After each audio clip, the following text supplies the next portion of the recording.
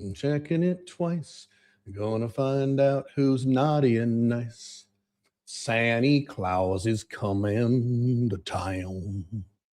Hi there. Give me a minute to get this all this shit situated here.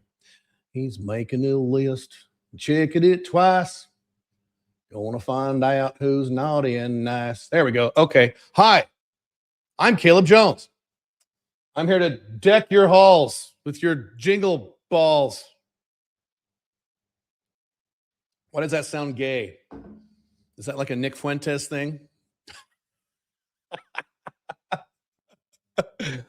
I hate women. I've never had sex. I think having sex with women is disgusting, but I'm not gay.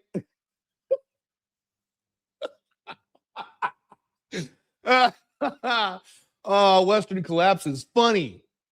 I was a little unprepared for this, so hang on a moment here. Hang on a moment. Those of you who are live, if you could put in the chat, if you could both see me and hear me, that would be wunderbar. I don't normally do these live streams, so I'm making this kind of into a big deal. I'm going to go for about 3 hours here. I'm going to give you an agenda in a minute. But yeah, let me know if you can see me and hear me so I can stop laughing and acting like a dumbass. Both see and hear. Thank you. Cool. All right. Wonderful. That's great. Okay, hang on a minute. Let's see. Cool. All right. Good. Okay, good. Okay, good. Good. All right. Awesome. Okay, great. Let me make sure my slide. You can see my slides, right? I haven't done this in so long. I'm like paranoid now. Will this work? Duh. Can you see the big slide? You should be able to see it. If you can see me, why do I look blue? Fuck, I know I look blue. Hang on. Hang on a fucking minute. I recently changed my, wow, I really look Santa Claus now with these glasses. Ho, ho, ho's. Ho, ho, ho, little boy. What do you want for Christmas? I want a Nintendo 64. Well, they don't manufacture those anymore, little boy. Well, fuck you, Santa. Hang on. There we go. I don't look blue anymore. There, I look a lot more like my stunning, sexy self. I was watching Once Upon a Time in Hollywood with Brad Pitt when he takes off his shirt. And I'm like, I look just like that. Okay. There we go. I look a little better now. Why does my shirt look funny? I don't care. All right. Half my face is only visible. You're not full screen. Oh, great. Okay, we got to figure this out. Hang on a moment. Show vertical. Yeah, this new software. Okay. Hang on. Hide vertical. Oh, I see. Are you guys who say I'm have chopped off my face? Are you watching this on a phone? Tell me if you're on a phone, if you can see half my face. You're not full screen. Are all of you guys on a phone saying this? It's fine on the web. Aha, there's two streams, one for mobile and one for desktop. Oh, no. Okay, so we fucked that up. So if it looks weird to you, go to the other stream. That was an error. We're using a new system now, and yeah, all right. Cool. Desktop seems fine. You sent the link for the mobile stream in the email list. Okay, yeah, we probably did that. That sounds like a me. Yeah. All right, so here's what you need to do if you're on the live stream. You need to go to YouTube right now. Go look up Caleb Jones, Alpha Male 20 or Unchained CEO, either one. Go to live and you'll see two streams. Click the one that you're not on. You'll see both of them on YouTube. So go there right now. Go there right now. Go there right now if I look funny. I can try to fix this vertical. Let me see if I can fix this vertical thing. Oh, shit. No. Don't do that. What did I just do? Oh, fuck. Hang on. Okay. At least I can move myself. Click. Remove from stage. Yeah, no, I can't fix that. All right. So once again, if you are seeing me look weird, you're on the wrong stream. I'll have to repeat this 16 times because people are going to come in late. Go to the other stream, go to YouTube, Caleb Jones, Alpha Male 2.0, or Caleb Jones, Unchained CEO, go to live and click the other stream. Cool. All right. Great. Problems are the spice of life or something. Okay. Let me close this vertical one. That's better. Yay. Okay, great. What's the podcast site that has the non-YouTube videos? I will cover that. It's calebjonesblog.com. What a great question. I'm going to cover all that stuff. Okay, how are we doing here? Let me double check. We doing good? We're doing good? Great. Welcome to my wonderful holiday live stream. I wanted to do a special live stream for the end of the year, primarily because I'm going to cover this in great detail. I am moving into a new phase of life as of now. I'm going through a big transitionary period that started about a month ago, and is going for the next few months until April 20th, which is my birthday. And so I wanted to, a few things. One is cover that, and two is cover some other stuff that will help you to plan out the new year and things like that. And matter of fact, let's just go to the agenda here. So this is the agenda for this live stream. I plan on going at least 2.5 hours, if not 3. I'm not going to do this again for a very long time, if ever. I'm sure I'll do it again. I just don't know when I'll do something like this again in terms of live streaming. So I'm going to talk about first a few quick announcements. I'm going to talk about Go Time. Most of you are familiar with that, so I'm just going to buzz past that pretty quick. It's been a good 1.5 years since I've done any updates in public, not through my programs, my private stuff, but in public on my life and my PDMs and the women I'm with and my 5 flags and what I'm doing, giving an update on that. I'm going to do a little thing on how to plan your year and plan your quarter. Then I'm going to give you a sneak peek of the stuff that is coming out in 2026, stuff that I'll be offering to you, stuff I'll be doing in terms of this company. I have a few other companies, but this company, I have very big plans. And then I'm going to talk about the 2026 Caleb World Tour. I am actually coming to, if you're in the United States or Europe, I'm coming to a city near you, and I mean that literally. So you can actually hang out with me. It'll be pretty cool. Talk about that. I am going to cover some political shit that will make you mad. Because if you're a Trump supporter, I'm going to make you mad. If you're a left-winger, I'm going to make you mad because you're both wrong, as usual. And then I'm going to give a little piece at the end, a little chunk of some of my new content, my spirituality and philosophy content, which I'm going to be leaning into heavily next year. I'm going to go through all that great detail. So that's kind of that's the agenda for this live stream. I will try to find time for questions. I'm sure you have a lot. I'll do my best. Let's see. What if you're a libertarian, then you won't be mad? Well, if you're a libertarian, you're already mad because you never got your way. I've said this. If you're a real libertarian like me, there's very few of us left. There's about 4 libertarians left in the whole world. But if you're one of these 4 libertarians left in the whole world, you're always mad because you never got your way. If you're a right winger, you get your way sometimes. If you're a left winger, you get your way sometimes. If you're a libertarian, when have you ever gotten your way? Never. So yeah, that's why you have to leave the United States. So there we go. You can ask questions as we go along, but I may or may not see them. I'll try to open it up for Q&A. Call, say, hey, let's do some quick Q&A, and then I'll answer those questions. Cool? Cool. Okay. Something else. Oh, shit, I forgot to do this. Fuck, hang on. You tell I'm not very prepared for this because I haven't followed my live stream SOP in quite a while. I'm done with these in quite a while here. I got to get some material ready for something I want to discuss in a second. Okay. Moving on up. Here's what I'm going to do on this live stream. I promised I would do this. I am going to do a drawing at the end of this live stream. I'm going to do 2 of them at the end of this live stream. And again on Tuesday night. You can only enter into 1 drawing. We will delete duplicates. Okay. So here's this going to work. It's going to be a random drawing. I'm going to do this live on this thing. And I'm going to give away 3 prizes per drawing. The 3rd place prize is a $50 credit toward anything I have. There will be some kind of expiration date on it. I don't know what that'll be. The 2nd place prize is a $300 credit on anything I have. The 1st place prize will be a 30-minute one-on-one coaching call with me that is free. And I charge a lot of money for those. So there you go. So at the end of this live stream, 2.5 hours, 3 hours, however long this goes, I will do the drawing. I will not announce. I will email you. My team will email you. I will only announce your first name. I'm not going to give out your email address on the fucking internet. Okay.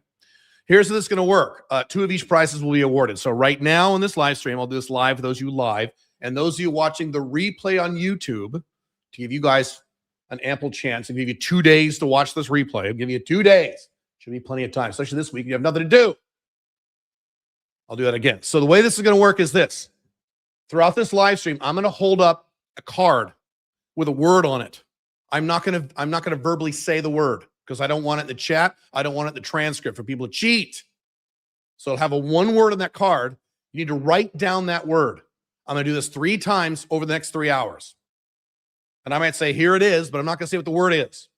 Do not say what the word is in the chat. If you say what the word is in the chat, I will ban you off the chat because you're allowing people to cheat. I want people to watch the live stream. That's the whole point of this thing.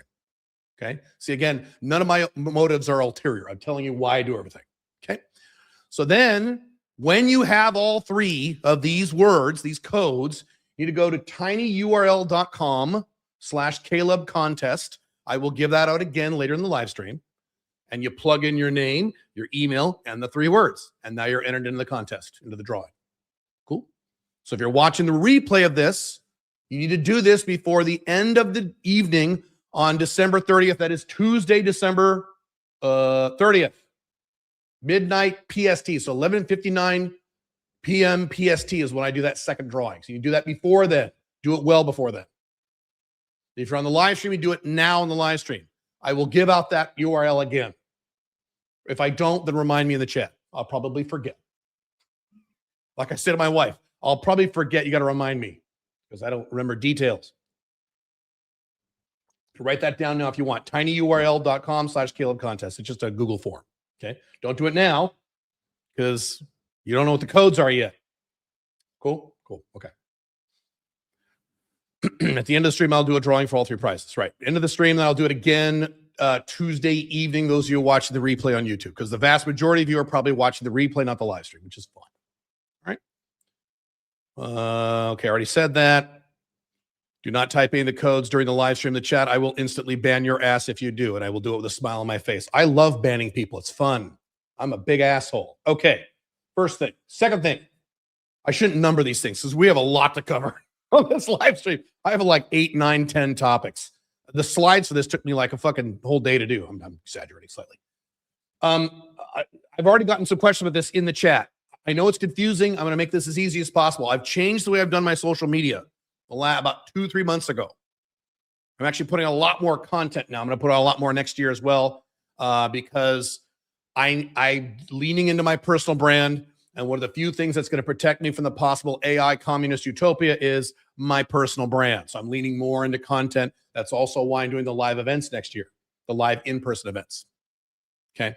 So let me explain how this works. So first of all, obviously I'm still on YouTube, Unchained CEO for business content. And I'm only doing business content on Unchained CEO now. Alpha Male 2.0 YouTube. And I'm only discussing how to date multiple women. I'm not discussing any other topics now at the Alpha Male 2.0 YouTube channel. Okay. Then for all other topics, 5 flags, personal updates, politics, dating, anything else I talk about a lot of stuff. You want to go to calebjonesblog.com. That is my Substack. I post at least 2 videos a week there that never go on YouTube. So if you're not there, you're missing out on a lot of my content. I also post 2 articles there that do not go on my blogs. I still have my blogs. My blogs are AI transcriptions of certain YouTube videos I do. Okay? AI does not write my content. Let me say that again. AI does not write my content. Let me say that a 3rd time. Because now, as I predicted this would happen 4 or 5 years ago, or 3 years ago, I forget, people who are not using AI are now being accused of using AI. I don't use AI. I use AI to transcribe the video and summarize it into an article. I didn't use AI to write it. But on Substack, I actually write it myself. So if you want, quote, real Caleb writing stuff, Substack, calebjonesblog.com. You can go there right now if you want while you're watching this live stream. Okay. So I do 2 articles a week there, plus 2 videos that are not my blogs, and 2 videos a week there that are not at YouTube. And that's kind of whatever I want to talk about. And you can comment there and all that same usual shit. All right. Then, starting about 2 months ago, I used to have all these groups over the internet. I had a Discord server. I had a Telegram group. I had a big Facebook group with like 20,000 people in it. It was too messy. So I've combined all my free stuff, all my free communities, 2 free communities now. They're free at Skool, Skool. There is an Unchained CEO Skool and an Alpha Male. What happened here? Hang on. Oh, I clicked the link. I see what happened. All right, hang on. This fucked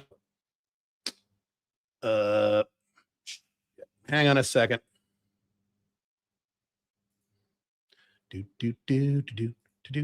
Oh, I see it. Hyperlinked it, and I clicked it, and it went there. Oh, okay. Hang on a moment. Let me fix this.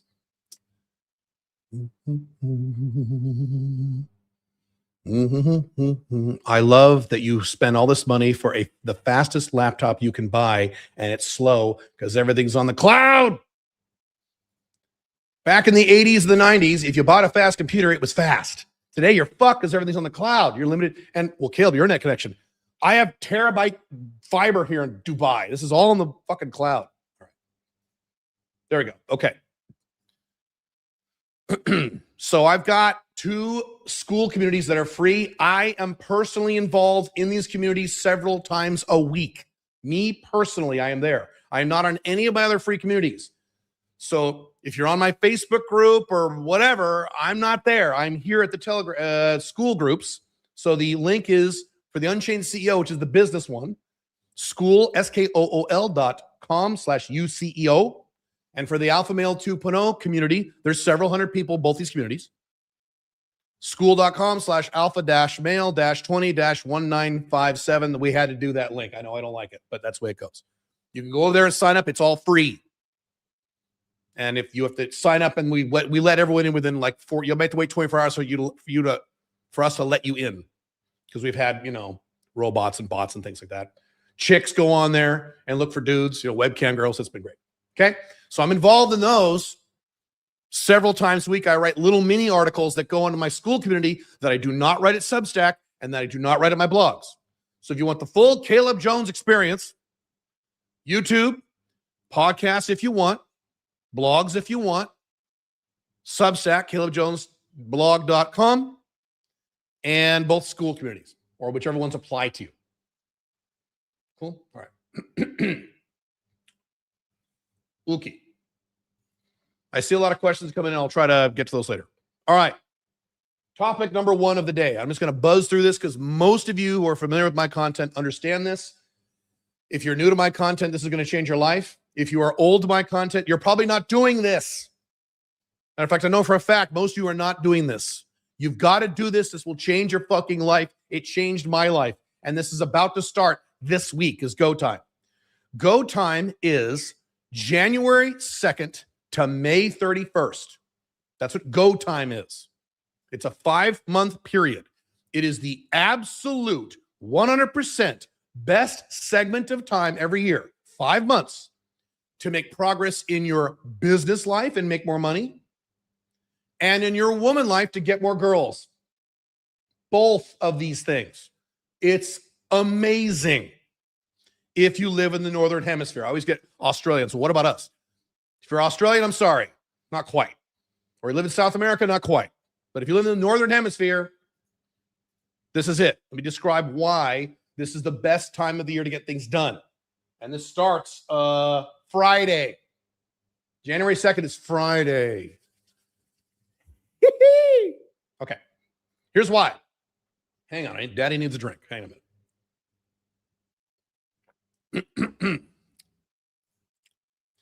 In the Northern Hemisphere, the weather is shitty. From January to May, it's not that great. So that means that people are available. They're not outside playing. They're not going on vacations. They're all vacationed out for the holidays. They're not out weekends hunting and doing shit. They're not visiting family members or having family visit them. That happens in the summer. So in the Northern Hemisphere, January through May, in most regions, the weather is not that great, which means people are home or they're at work working, which means they're available. So women are available for you, and people in business are available for you when you call them or contact them. Number two, There are no major holidays in most countries during these 5 months. There's some little ones. Yes, there's Valentine's Day, but does Valentine's Day shut down the planet Earth like Christmas does? No. There's Easter. You kind of have spring break, in the United States for a week, in March or something, but they're little ones. But other than that, no major holidays, which again means people are available. That's why it's so difficult to date and do business right now. The latter 2 weeks of December are wonderful for taking time off and celebrating shit. I love Christmas. That's good. But they are awful for finding new women if you're a man and doing any business because everyone's on vacation. I was talking to my sales team a week or two ago, and we're all pissed off because we're not going to be able to do any sales. Really not for the next 2 weeks. It drives me crazy because I work with lots of workaholics like me. We're all pissed off. You can't do any work for fucking latter 2 weeks of December. So anyway, but January 2nd, you can fucking kill it. You can murder this shit. These 5 months in business, lots of people in business, not everybody, but lots of people, myself included, probably many of you included, are excited and itching to get back to work. God, I love Christmas, but I don't need Christmas for 2 weeks. Give me Christmas for like 3 days, and then I want to go back to work, make money. So people like me, many people like you, a lot of other people in the business world, they're excited to get back to work. They're focused on business, which means now they're available for you and the opportunities grow for you for business. It's awesome. All the way to May, end of May. It's great. Women. So the great thing about women, January is the #1 best month of the year to get new women. Why is that? Because by January, most women, not all, but most women have dumped their temporary monogamous beta male boyfriends because the holidays are over. And at the bare minimum, they will dump them by November 15th, which is the day after Valentine's Day. That's what women do. I've talked about this by blogs for many years. They boyfriend up for the winter. Winter holidays are over. They're single again, which means in December, January, February, they are single and ready to rock and roll. Great. January is the best month of the year for dating. February is the second best. March and April are the third best. May is really good. So these 5 months are awesome for woman stuff too. New women. Now, if you're like me and you have all the women you need, then it doesn't really matter. But if you're going after new women, go time, baby. So therefore, when you're setting your goals and plans for the new year, especially the first quarter, because I make plans based on the quarter, you need to reflect the fact that this quarter, January, February, March, is go time. And second quarter is half go time. Right? You need to reflect the reality of the new opportunities you have in go time that you will not have starting in June. Because what happens in June? Summer. Weather gets nicer. People start taking time off. Women start traveling, going out with friends, visiting family, all that shit. People are hard to get a hold of. Then you have September. So let's see, June, July, August, bad. Or not bad, but moderate, okay? Then you have August, September. People kind of go back to school. September's pretty good. October is okay. November starts to suck. December's terrible. Okay. So therefore, when you're planning, we'll talk about this more in a minute, you need to set more aggressive goals. Your goal for whatever you set, if you plan by the quarter, and you should, whatever goals you're setting for March 31st, I've already planned my quarter, dude. I planned the next 25 years of my life a few weeks ago. Been working on this all December. That's what you do for December. Your objective for March 31st should be aggressive because you get a lot of shit done in your life between Jan 2nd and March 31st for that quarter. Okay. More aggressive standards for how hard you will work and how much you will focus. So I'm already very focused. I already work very hard, but I work really hard in January, February, March. Really hard. I blow my brains out and I get results. Talk about that in a second. You can always cut back or rest in June. When go time is over, then you can take some time off in June. I think that's a pretty good schedule. I think what you should do, this is my opinion. This is not Alpha Male 2.0 or Unchained Steve. This is Caleb's personal opinion. Caleb's personal opinion is January, you plan right now, you plan in December when nothing's going on. Okay. January 2nd, you blow your fucking brains out. You put your head down and you work your ass off in whatever areas of life you need, woman or business or both, as long as you follow the 2-project rule, okay? You don't put your head up until June 1st. June 1st, then you can dial it back and relax if you want. If you want to. You don't have to. That's my advice if you want to hit it. Here's why. And I have done this many, many times. Many years. I have made the vast majority of my annual income in the first 5 months of the year because of Go Time. Some years, like a crazy percentage, a very large, I'm not giving you numbers, but large numbers, where I'm like, oh, fuck, I don't have to work the rest of the year in June. Now, I don't do that, but I could. And many times I've done this, not lately because I have all the women in my life I want now. I'm trying to reduce my number of women. I'll cover that in a little while later. When I was going after new women, I would get all the women I needed for the year by the end of Go Time. Many times, and I'm not kidding about this, I would have them all by the end of February. I'm not kidding. I've had years where I got 2 new FBs and 2 MLTRs or whatever, 3 FBs, 2 MLTRs, 1 MLTR and 4, whatever, by early March. And I'm like, I'm set for the year. This is great. Then I shut off the dating machine and I get back to work. Beautiful. This is the stuff you could accomplish with Go Time, which starts Friday. Or you could be like most dickheads and just sit around and smoke weed and play video games and jerk off to porn and complain on Twitter about politics and do nothing and waste these months. And with the collapse of the West and AI about to take your job, you're a fucking moron if you do that. Unless you're already worth millions of dollars and do whatever you want. But if you're not, or you are hyper flexible, it means you're out of the collapsing West, you live in somewhere in Paraguay or South America, you make your $7,000, $8,000 location dependent, you're good to go. Then okay, you can chill. 95% of you don't have that. You have to fucking work.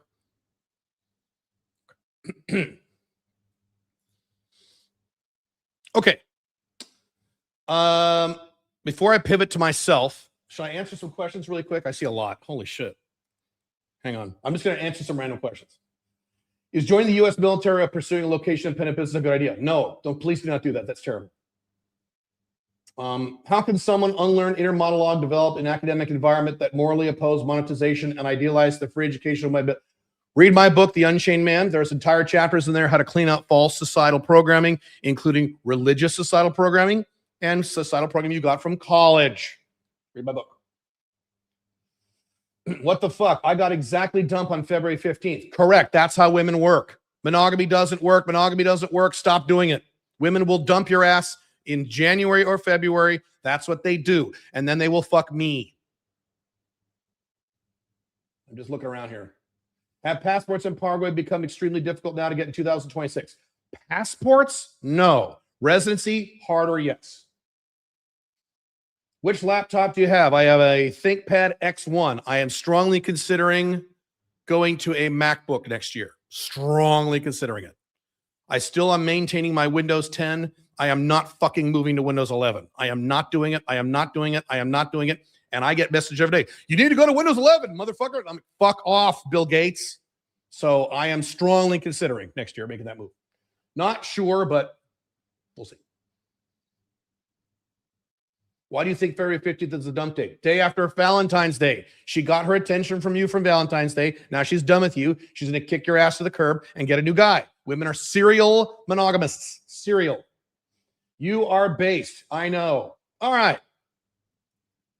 Moving on. This is my update. Hang on. Let me do my first code. So I know I'm going to forget to do this if I don't do it right now. So hang on. I'm going to write it down. I got to think of a word.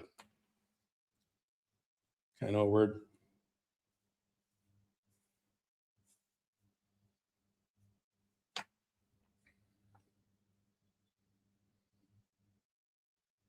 Can you read my handwriting? Don't say this word. Don't type this in the chat. That's the first word.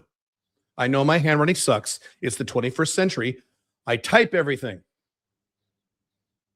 There it is. Okay. Moving on. If you put that word in the chat, I will ban you and I will gleefully laugh with joy. Don't want to buy the Unchained CEO Suite because I have almost all the programs. Can I buy Mission Blueprint separately? Yes, I'll cover that in a few minutes. Yes. Does uppercase or lowercase matter? No, it doesn't. All right. Because I'm not doing live streams anymore, I stopped doing them quite a while ago. Thank God. I like talking to you guys, but my schedule's got a little more complicated lately. I have not really updated you on what I'm doing in my life. And I know I get a lot of questions about my life and what I'm doing. I will repeat this in a few minutes. If you want details about what I'm doing in my life that I cannot talk about publicly, like pictures of the women I'm with and stuff, you can join the Unchained Action Table. That is at caleb.top/UAT. And I show damn near everything over there to you. And you guys are in the program, you guys know. But here's what I can tell you publicly. So these are my 5 flags updates. So I have talked about how I have a bunch of financial goals and business goals I need to hit. Ideally by end of this month, December 31st. I've worked on this for 7 years now. And then some minimally I want to hit by my birthday next year, April 20. I know, yes, my birthday is April 20. Yes, I know it's 420, even though it was smoke it. I've heard all the jokes. Yes, I know it's Hitler's birthday. I've heard all the jokes. So anyway, my birthday is April 20. I turned 54 because I'm very young. And I pretty much hit those goals. The ones that I have not hit yet are basically in the bag. They're not like, oh, well, I hit the goal. Yeah, I'm pretty much there. So this means I'm going to make some big transitions now. It's going to take me a few months to make these transitions. Very big changes, some of which I'll discuss during this live stream, some of which I can't talk about. My entire PDM thing I've been working on for 4 years now is part of that transition. That's in my personal life. Health transitions, work transitions, all kinds of stuff to do. So currently I still am maintaining and will continue to maintain my schedule. I spend 7 months a year, every year in Dubai. I'm in Dubai right now. And 5 months a year in Paraguay. And I do that because A, I love both countries. B, both countries are rising instead of collapsing, like the collapsing USA and cuckoo Canada and suicidal Europe and authoritarian Australia. I live in 2 rising countries, 3 or 4, whatever number I'm on. These countries don't tax me, tax-free countries. Paraguay is a territorial tax country. Dubai is a zero tax country. So that's why I live in these countries. And people are happy, and the women are pretty, and the weather's fucking great. And when I'm in these countries, I mean, right now it's super hot in Paraguay. Billy's there, but I'm not. I'm in Dubai where it's fucking great. The weather's awesome. So, yeah, so that means I'm in Dubai from October to April every year, and I'm in Paraguay from May to September every year. Okay? And I'm going to maintain that permanently. That's my permanent schedule. I like it. I've been doing that for a few years now, and it's perfect for me. I love it. Love it. I do miss the people who I miss in the other countries when I'm in the other country, but I'll pay that price. That's fine.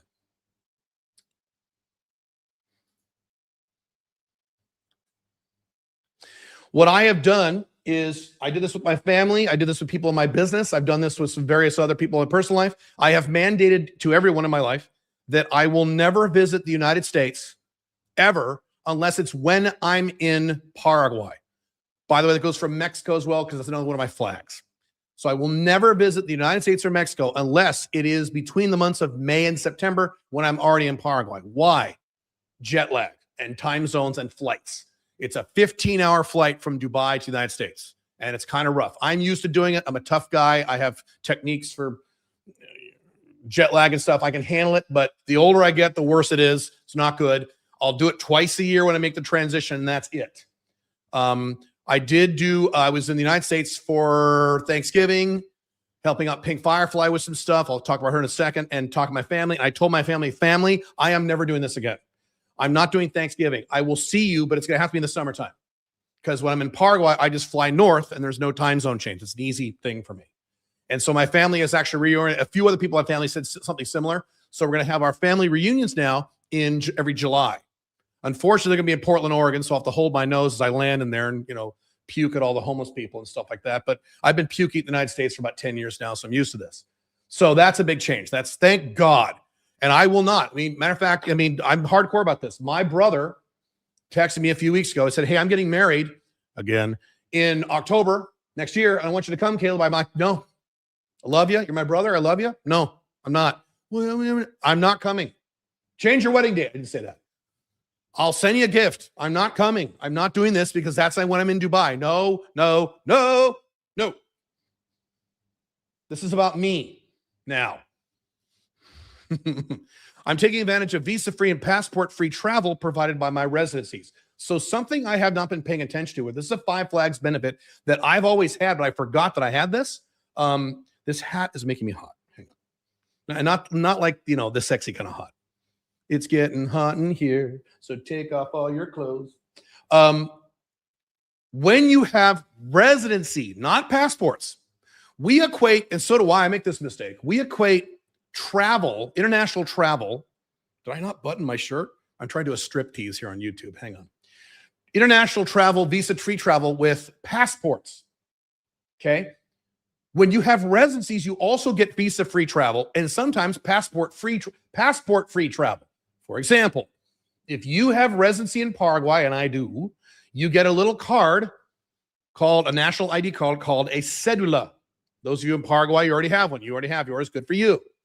And this magical little card allows you to travel to just about, not all of them, but just about every other Central, what am I saying? South American country without a visa and without a passport.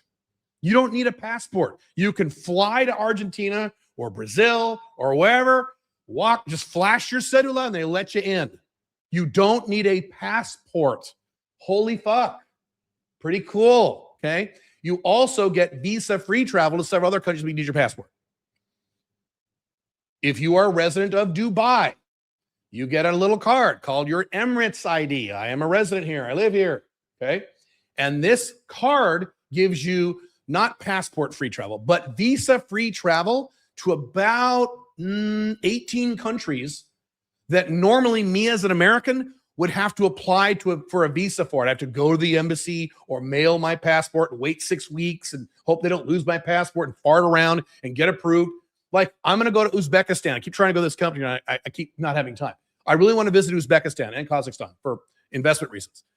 Uzbekistan, if you're an American, you got to sign up for a visa and do this visa crap. I have an Emirates ID. I can just go and they just let me in the country. 30 days visa-free access because I'm a resident. So one of the reasons I have not actively hardcore pursued, I mean, I am pursuing them, but I can't talk about this publicly, other passports is that I have so many residencies, I get visa-free access to most of the planet Earth if you combine it with my current American passport. It's awesome. So that's yet another reason you should get a residency, a backup residency in another country. And of course, the four best ones are Dubai, Armenia, Mexico, Paraguay. And there's 3 or 4 other decent ones, but those are the 4 best. Pick one of those and go get one.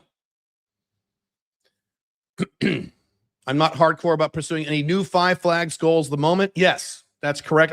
I am, but it's not hardcore because I'm pretty solid with what I have. Though more passports are definitely in my midterm future. I cannot discuss that, but publicly, I mean. But like I'd be talking to like one of my advisors or 2 of my advisors. I'm like, all right, I want to do for my Five Flag stuff. I want to set up a corporation in this country. I want to get this over here and the passport and resume. And they're like, well, you don't need to because you already have this and this. So this and this already covers that. And if that doesn't work, you have this as a backup. You have so much in place, Caleb. You don't really need this unless you're like Andrew Henderson and you just like to collect these things for fun, which I do not. There's something else I like to do for fun. GIRLS. That's what I like to do for fun. Okay, so, but more passports are definitely in my future. It's just not as urgent as I perceived it to be earlier. Okay. Women update. So Pink Firefly, I did a video of this over at my Substack. So if you're over at my Substack, you already know all this stuff. If you're not on my Substack, go to my Substack, CalebJonesBlog.com. The plan was for Pink Firefly to come back to Dubai full-time in November. Pink Firefly is suffering from some relatively serious health problems. It's not anyone's fault. It's nothing she did. It would be easier if it was someone's fault because then I could yell at someone and fix it, but it's not. And so she needs some procedures done and some other stuff. She's doing much better now. Thank God, thank God, thank God. But in the middle of all these problems, it was just not feasible for her to move across the world and find an apartment and a 15-hour flight and 27 boxes and then changing doctors and can't do it. So to my chagrin, but I'll deal with it. I live a great life. I really can't complain about anything. She is still in the United States. She will come back to Dubai next year. We're figuring out exact dates. We have like 2 or 3 different options. And it really depends on her health and some other things. Also, she cannot come back to the United States when I'm in Paraguay, because if I'm in Paraguay, I can't fly to the United States and go to Dubai. So she has to come back to the United States either before April or October next year when I come back. It sucks, but she's coming back, so that's good. I have not spoken about this in about 1.5 years. I have 3 PDMs. These are 3 relationships with 3 women. Pink Firefly is one of them. I have one in Dubai now. I have one in Paraguay now. And I have Pink Firefly in the USA who will be coming to Dubai. These 2 new PDMs, they're not new, but they're new to you guys, are officially confirmed, but they are not locked in. So let me explain this, how this works with PDMs. Maybe someday I'll write a book. Confirmed in the PDM parlance means this is someone you've known for many, many, many years. She is a known quantity. There are feelings between the 2 of you. They're much more than an FB. You have explained the entire system to her, and she has agreed to all of it. That's confirmed. Okay? Locked in is a little different. Locked in means once she's confirmed, she has experienced several jealousy spiking events. Because that's a lot to ask of a woman. Hey, I'm going to be with you, but I'm going to be with 2 other women too, who I also have feelings for and have a relationship with.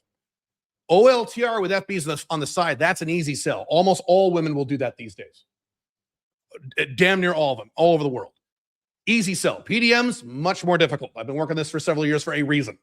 So that's a difficult sell. So if they agree to it, they have to go through a events where they feel really jealous and they go, oh, I don't like that Caleb's with this other girl and doing this about it. And they stay with you. So they overcome the hump of the jealousy event. When I was in when I was in the United States in November with Pink Firefly, my Paraguay PDM was messaging me, and she's like, "Oh, what are you doing?" I'm doing that. She's like, "Are you with Pink Firefly?" I said, "Yes, I am." And she said, I got to be honest, I'm so jealous. This just makes me so jealous because she's so pretty and blah, blah, blah, blah, blah, blah, blah. I said, I understand that. And to her credit, she says, I know I'm jealous for cultural reasons. I'm a traditional Paraguayan girl and Catholic, but she survived it. So that's good. Now, she locked in? No, but soon. I think the odds of the Paraguay PDM being locked in within the next 6 months is 90%. The odds of my Dubai PDM being locked in the next 6 months are about 80%, maybe 75. She's in a much different scenario. She's got plenty of money. She's less needy and more confident. So we'll see what happens. But the odds are pretty good. So I'm very happy. So I have that. This is going to be the complicated part. Bolt, I didn't plan it this way. I did not plan it this way. Both my PDMs, other than Pink Firefly, are public figures in very different areas, but they're public figures. So when I go public with these 2 women next year, which is the plan, it's going to be interesting. It's going to be very interesting. I am still working with Pink Firefly regarding this transition. This is still relatively new for her. Matter of fact, we just had a talk yesterday about this. She's handling it well. It's hard for her, but it gets easier. I have eliminated most of my FBs. I talked about this 1.5 years ago, why I'm doing this. I don't want a mountain of FBs anymore. I'm too busy and I'm old and I've already done all that stuff and I've been with tons of women. I've lived all my fantasies, unlike the majority of you. I've been there, done that. I don't need a mountain of chicks. I don't need to do that. I want 3 that are locked in for the next 25 years. That's all I want. So I've eliminated most of my FBs. I have very few left. Though there are still a small number that linger around. Maybe what I'll do is I'll keep 1 FB or 2 around as spares, maybe. Maybe. There's a bunch of other stuff with my women I cannot talk about publicly. Again, if you want all the details of what I'm doing that I cannot talk about publicly, Caleb.top/UAT. You can join there now. Yes, it costs money. All right. Other stuff. Updating on. I've mentioned this. I am moving heavily into my spiritual life now because that was the plan all along.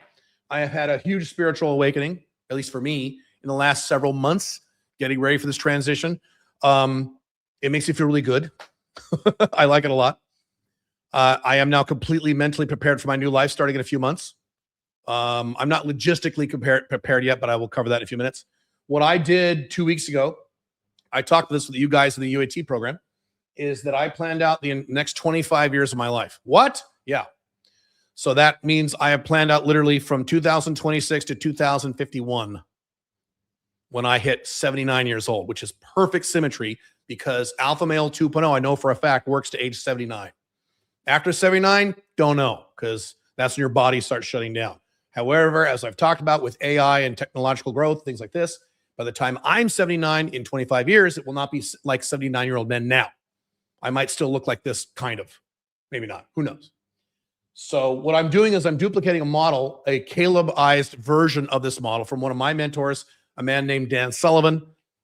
Dan Sullivan, if you don't know who that is, long story. Anyway, Dan Sullivan works 3 days a week and makes about $27 million a year, working 3 days a week. So when Dan Sullivan talks about business and goal setting, I listen. He's one of my mentors. He's an older guy. He's in his 70s. What Dan Sullivan does is that he plans out, he has 25-year goals, and he focuses on those whenever they come. So his next 25-year goal is in 2038. So what, 11 years from now? So he focuses on that. Then he focuses on the next 90 days, every quarter, like I do. And he ignores everything between those two. So between 90 days and 25 years, he ignores. He doesn't give a fuck. He only focuses on 25 years and 90 days. Very effective. There is a Buddhist or Chinese saying that says you need to live every day as if you're going to die tomorrow and live 1,000 years. And if you're a Westerner, you go, huh? But yes, that is the answer. Now, I can't do that. I can't plan on just the next 90 days and the next 25 years. I've tried. I can't. That's not the way my brain works. So what I'm doing is next 90 days, next quarter, I do 12-week years, as always. 25-year plan. I have now 25-year, they're not goals, they're more like 25-year standards. I wrote down how do I want to live over the next 25 years. Again, a list of 4 or 5 things. Then I can have several goals for the next 9 months after the quarter, so 2026. And then between the end of 26 and 2051, I'm ignoring everything. I don't care. So I'm only focused on 25 years, 90 days, and a little bit, 12 months. A little bit. That's it. That's what I'm doing. Awesome. It solves so many problems. It's great. I love it. I love it. To be fair, I'm in a different part of life than the vast majority of you. I'm not saying I recommend that to you. I'm just saying that's what I'm doing for me. This says Caleb update, not Caleb's recommendations. You shouldn't have PDMs either. I'm just telling you what I'm doing. Let's see.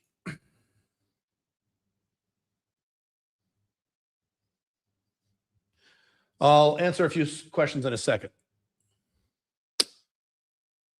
I am reorienting my finances and my companies to prepare for my big shift. I've had some big meetings with like my attorneys, my tax attorneys, my CFO, my bookkeepers, the people who manage all my corporate structures. I'm rejiggering things. I can't talk about them publicly, but I'm doing that. And that's kind of a pain in the ass. And some, unfortunately, I can't do. I want to just do it all now. Some of it I can't. Some of it I got to wait 3 or 4 more years because of reasons I can't talk about. I'm like, fuck, okay, fine. So I have kind of this corporate transition plan, financial transition plan, blah, blah, blah, blah, blah. But most of them will be done by April 20 when I make this actual shift. I am working with Pink Firefly on her spiritual growth and her alchemy dependence. Why? Well, when I started moving in this direction of my life a few months ago, which was the plan all along, and she knew this was coming. I said to her, and I said a lot to her, but I'll summarize. I said, look, I want to be with you forever. Definitely next 25 years, past that if we can. Now, if I grow spiritually and grow emotionally and cultivate more outcome independence and a closeness to the universe and blah, blah, blah, blah, blah, blah, blah. And you don't, you stay right where you are, that's going to be difficult for us as a couple, right? So you need to come with me at least somewhat on this journey if you're going to be my long-term person. And of course she said, well, I'm not like you. I'm nothing like, I said, I know you're the opposite of me. That's why I love you. Hello. If you were just like me, I wouldn't like you. Wouldn't be attracted to you. I'd probably like you, wouldn't be attracted to you. So I said, you'll never be like me, but you have to move from this place where you are to this zone over here in the direction where I'm moving. So we're moving together. If I go through all this spiritual growth and personal growth and you stay right where you are in 2025, I don't know if that'll work. So you have to come in this direction. I said, no, I'm an alpha male 2.0. I don't tell women to do. You don't have to, but I'm telling you how I feel. And I said to her, she's in her mid 40s now. She still looks like she's 29. She just turned 46. Okay. And she was when we were in Phoenix 3 weeks ago, she had to tell a woman her age. And the woman's like, I thought you were 29. So Pink Firefly looks goddamn good. But anyway, I said, you're in a place now where you can make these transitions. You're in your 40s. That's when you should do this stuff anyway. And she goes, yeah, I agree. So she agreed to all of it. So we're regularly meeting over Zoom and we're doing a spiritual class together. Caleb's class, not a class we're taking. So weight loss and health gains still going, but I have a very different attitude about this. This is a very big topic. I'm just going to summarize it. I could go 2 hours just on this topic alone, which I won't because I'm not a weight loss or fitness person, obviously. It says, thinking and acting like a person who's been skinny his entire life. So the reason that people struggle losing weight, people have psychological problems with food, which I've discussed many times, is one of my issues, is probably the issue, and or people who lose the weight and gain it back, okay? The reason they gain it back is because they're still thinking like people who are trying to lose weight. Here's an example. One of the weight loss coaches I really like, I forget his name. Bishoy Kella is my favorite. This guy's my second favorite. I forget his name. If I remember it, I'll give it to you. He's on Instagram. He's a real skinny guy now, but he lost a lot of weight. And he said, I could tell immediately people who've lost weight who are going to get it back because I can tell with like 95% accuracy. And he goes, what you do is you watch them order food at a restaurant.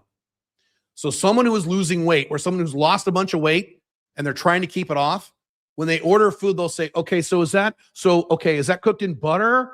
Or is that cooked in oil? Oh, it's in oil. Oh, seed oils are bad. I get. Or like, so that salad, the ranch dressing, does the ranch dressing have sugar in it? Oh, I can't eat sugar. Oh, you better put it on the side. They lose their shit and they freak out when they order food. And his point is, and he's right.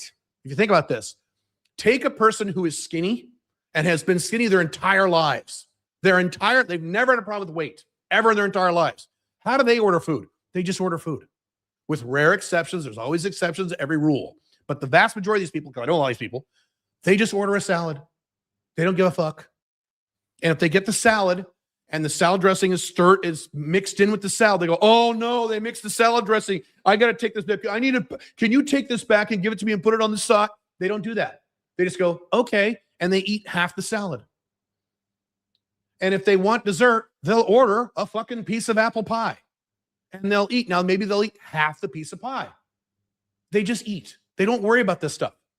They don't obsess over things that I've been obsessing about for 10 years. They don't obsess about calories and cheat days and macros and carbs. They don't do that. They just eat because they know how to eat. So part of my spiritual stuff, maybe I'll talk about this in a few minutes, is knowing, and this is not just spiritual. This is the part of life that I'm in now. I'm already the man I want to be. I already live the life I've always wanted to live. Financially, sexually, internationally, with my work, my health. I'm very healthy. I'm overweight, but I'm very healthy. I live a great life. I'm already the man I want to be. And so I am moving in a direction where I am achieving things, not because I want them, but because of who I already am. Does that make sense? I know it sounds weird. It's part of the spiritual stuff too. So that. Okay. We're doing on time here. I'll do one more slide, then I'll answer some questions.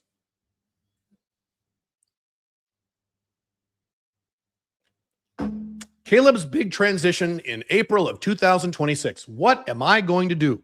I get questions. We get emails all the time. Is Caleb still going to sell his dating stuff after April? Is going to be like Roosh and take it all off the internet? No. Why the fuck? I'm not Roosh. What the fuck? All right. So here are all the changes. Not all. Here are many of the changes I'm going to make in about 4 months. And they're significant. Some of which you will see, some of which you will not see. But here's some of them. Give you an idea. By the way, before I go into these, this is Caleb. This is me. This is not you. I'm not saying you need to make these transitions. Unless you're in your 50s and you've had sex with mountains of women and you've lived all your sexual fantasies and you're hooking up with 10s and you make a 7-figure income and you're location dependent and you don't live in the collapsing West. If you're like me, then go ahead and make these transitions. Most of you are not. There's a handful of you, you know who you are in that zone. You guys would 2-3% of my audience could consider these things if you'd like. The rest of you don't do this. I'm just telling you what I'm doing, and maybe this will give you ideas for maybe your future as a goal to set for. Cool? Okay. This is just Caleb. This is what Caleb's doing right now. Just with the PDMs. Why do you only want 3 girls? That's crazy. You're 27. You fucked 9 women. Of course you want more, right? I'm not in that place. All right. One of my biggest changes, there's a lot of them. I am switching to, and this still makes me a little nervous, but I'll do it. I'm switching to a 4-day work week on April 20th next year, 2026.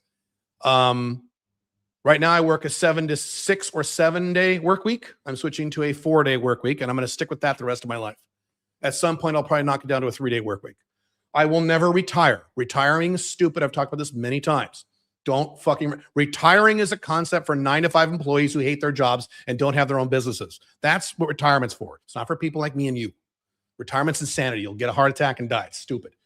But I am cutting back to 4 days a week. Now, what's interesting is that I used to have 35 years ago, I used to have a 4-day work week.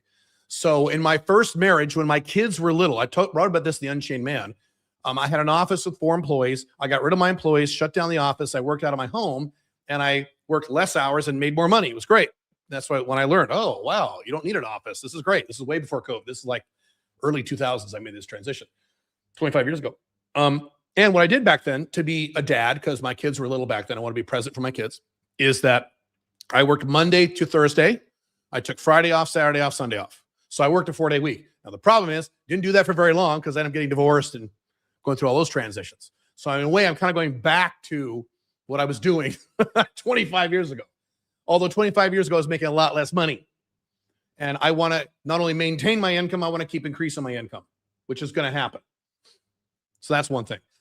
This means, big change for me, I will finally have a recreational life and a social life again, which I haven't in a long time. 3 days a week. I'm going to have to fill that with stuff. By the way, what am I going to do during those 3 days? I'm going to cover that in a second. I am not going to sit around and watch movies and TV shows. Are you insane? I'm not going to jerk off to porn. Are you insane? I'm not going to do those things. I'm not going to smoke weed. Video games, yes. So I'm going to start playing video games again to a degree. I'm not going to play all day and all night. But I haven't played a video game since summer of 2018. I have not touched a video game on a PC or a console since 2018. Because I'm committed to my goals. I'm committed to my mission. I know who I am. But I've been playing video games outside of that my entire life, since before many of you were born. I was playing Atari 2600 back in 1981. And I love them. I was playing Ultima 5 in 1987. It's great.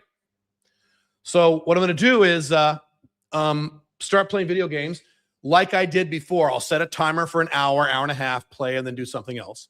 But what that means is, I was just looking at these the other day, I'm going to have to get a gaming PC desktop, like a big badass, like Alienware. Ooh, cool. Problem is I'm going to need 2 of them, one for Dubai, one for Paraguay. So I have to figure out, do I ship them both to Dubai, set them both up, and then take one with me to Paraguay? Or do I get one and order the exact same model down to Paraguay? And it's going to be a fucking mess, but I'll figure it out. So I'm going to have one gaming PC, souped up, badass, amazing gaming PC in Dubai, one in Paraguay, one where I can save my save games in the cloud. Awesome.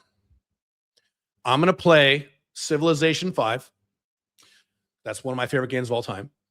I'm going to finish Pillars of Eternity 2. So I never finished that fucking thing. That's what I was playing in 2018. I'll play a little bit of Alien Isolation. And then I'm going to play Baldur's Gate 3. Because now I don't play games when they're first released because they have a bunch of bugs. I wait 2 years.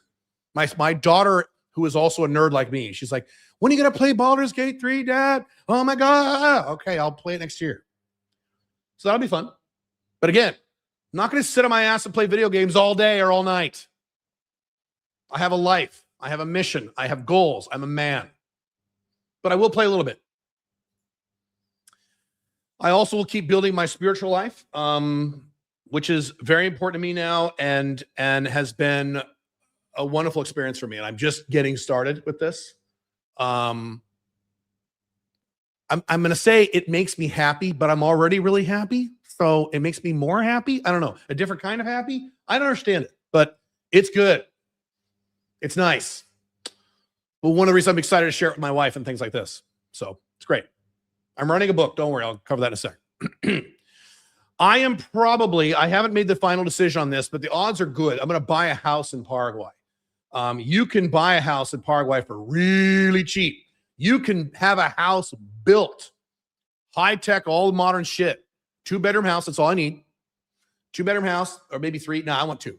2 big bedrooms. 2-bedroom house, $75,000 in a fancy neighborhood. Ooh. So Billy, by the way, her plan is to move to Paraguay full time in 2026. She'll actually be moving there. She'll be traveling still, but she's actually moving down to Paraguay. I'm going to stay there my usual 5 months. So I haven't made that solid decision. I'm talking to my attorneys now. Odds are good. If you build it, it's going to take fucking 2-3 years. They move very slowly in Paraguay. And my concern is if I build a house, I don't know the neighborhood because it'll be built. And my challenge at Paraguay is barking dogs. It's a Hispanic South American cultural thing. Dogs bark all day and all night, and people don't care. I don't like that. I want somewhere quiet because I'm an old man. Get off my lawn, God damn it! So I don't know if I buy a house that's a little further out of Asuncion, or if I build one a little closer to Asuncion. There are some developments on the other side of the river. I'm looking. I don't know. We'll see. I got plenty of time to figure that out. If I don't buy a house this year, maybe I'll buy one next year. I don't really care. I'm picky. The older you get and the more successful you become, the pickier you get. And now that I don't give a fuck about anything, I'm really picky about these little, like my house and shit like that. I'm going to finish eliminating all my FBs in 2026. I already mentioned that, except for perhaps one backup per country. So I can visualize maybe my 3 PDMs, 1 backup FB in Paraguay, 1 backup FB in Dubai. Maybe. Now, when Pink Firefly comes here, I will have 2 PDMs in Dubai. So I don't think I'll need a FB here. So that will just evolve over time. I'm flexible. Kids. I can't say anything about that other than just say the word kids.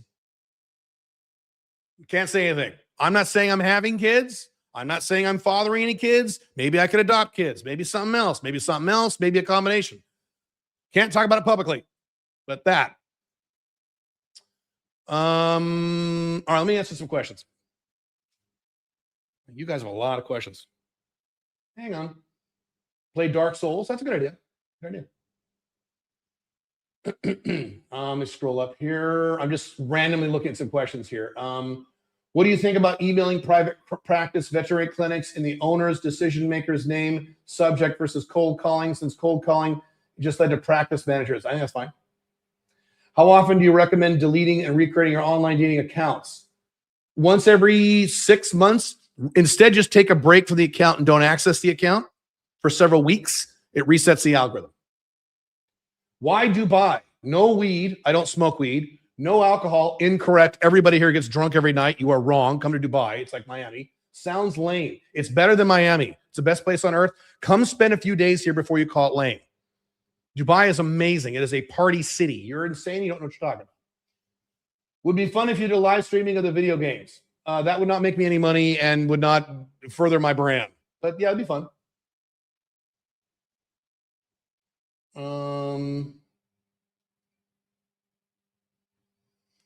My school friend snubbed me at my lowest with his friend's business decade ago. Huh? Now I'm popular locally, offered to work with me. $500,000 deals. I ignored him. Torn between dignity and learning. If someone snubs me, I'm moving on. That's up to you, though. If someone has a personal brand, can they go into different topics and create a new channel, podcast brand? No, unless you have a giant brand. Fresh and Fit. Okay, you're not as big as Fresh and Fit. Don't they have millions of followers? Do you have millions of followers? Or go ahead. Otherwise, no, don't. I want to have a family. I'm going to be 30 next year. If I stay in Colombia longer than 6 months, I have to pay taxes, correct? So can I be a good dad if I'm out of this country for 6 months a year? I have a blog article about that. Can you be a good dad internationally? Read that article. 6 months is pushing it. That's tough. It's pushing it. The answer is maybe. That's really hard, but it's maybe. It's not definitely yes or no. Is our Italian godfather back online? I had a guy when I was doing technology consulting. He spoke like he was like out of The Sopranos. And he owned a chain of pizza restaurants. This is back in my 20s, right? So I go in there to fix his computer. Hey, man, I'm going to fix your computer. All right. Uh-huh. He's like, oh, yeah, Mr. fucking computer guy. How you doing over here? You going to fix the fucking computer, Mr. Computer Guy? He actually said to me at one point, he's like, I need you to fix my fucking color printer over here. My color printer over here. I was like, why do you need a color printer? He goes, porno. I need that grainy detail with the nipples when I print the nipples. True story. Why consider buying a house instead of always renting? Parking chunks of money seems like a lost opportunity cost. It's only $75,000. To me, that's not much. I don't care. If it was $500,000, you're right, I wouldn't. Have you dated a trans woman? No, thank you. When's your birthday? 4/20. What was the cause of your spiritual awakening? It was the plan all along. I've been playing this for 7 years. You pushed this notification, Unchained CEO School, but not the Alpha Male School group. Okay, I'm sorry. Down the line, if someone makes a very high six-figure income and wants to have 4 to 6 kids, could that be a viable option, providing the father is very present, gives financial, emotional support? I don't understand your question. Let's say you recently got to lock in with an MLTR. She comes over and you're going to go out on a date. Is it better to have sex before the date or after? After. It doesn't matter. Okay, a few more questions here. Isn't buying a house a violation of 5 flags? Somewhat, but it is not my primary living flag. My primary living flag is Dubai. Only in Paraguay 5 months a year. So your primary living flag is where you spend more than 6 months a year, per the guy's point about the taxes. So it's a gray area, but yeah, it's all right. If I was living there 12 months out of the year, that'd be a definite violation. Yes. Yep. Top 3 books you suggest and why? Go to my blog. Top 7 books every man should read. Did you miss my questions? I probably did, yes. Do you recommend any spiritual mentors or books? I don't want to talk about that on this live stream. Maybe later. Gold, Monero, or platinum in 2026? Gold, Monero, or platinum? Bro, all 3. I'm hitting all 3 of those. I'm already in them. All right. Take a drink here. How are we doing on time? We're an hour into this. Okay.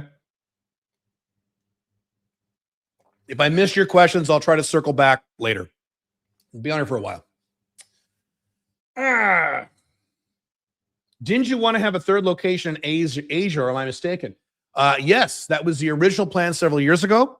And once I solidified 2 homes on 2 sides of the world, I realized that was complicated enough for me. And at my age, I want simplicity. So I canceled the plans for a 3rd home. But you were right.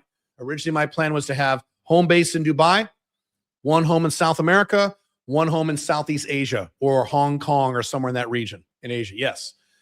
I scrapped the idea of an Asian home. I don't want to do 3 homes. I'm too old. I'm 54. I want simplicity. It's just having 2 homes has its own set of complexities, and that's good enough. I just talked about having to buy a gaming PC, right? It's going to cost me $4,000 or $5,000. I got to buy 2 of them and set up 2 of them. If I had 3, I had to buy 3. See what I'm saying? So there we go. All right. Here's how I'm looking at this in my life. And again, this is me. I view this as 2 games. So game 1 was between when I was born and age 54. That's game 1 for me. That's when I was learning how to be the man I wanted to be. So that was my research and development period. Finding out what worked, finding out what didn't, being a man, financially, in business, with women, physical health, happiness, outcome independence, mission, international, 5 flags, all the aspects that are important to me and that should be important to most of you. And I view the first 54 years of my life, the first half of my life, so to speak. Brian Tracy talks about your first half of your life, 50, because you're probably going to be 100 with technology, blah, blah, blah, blah.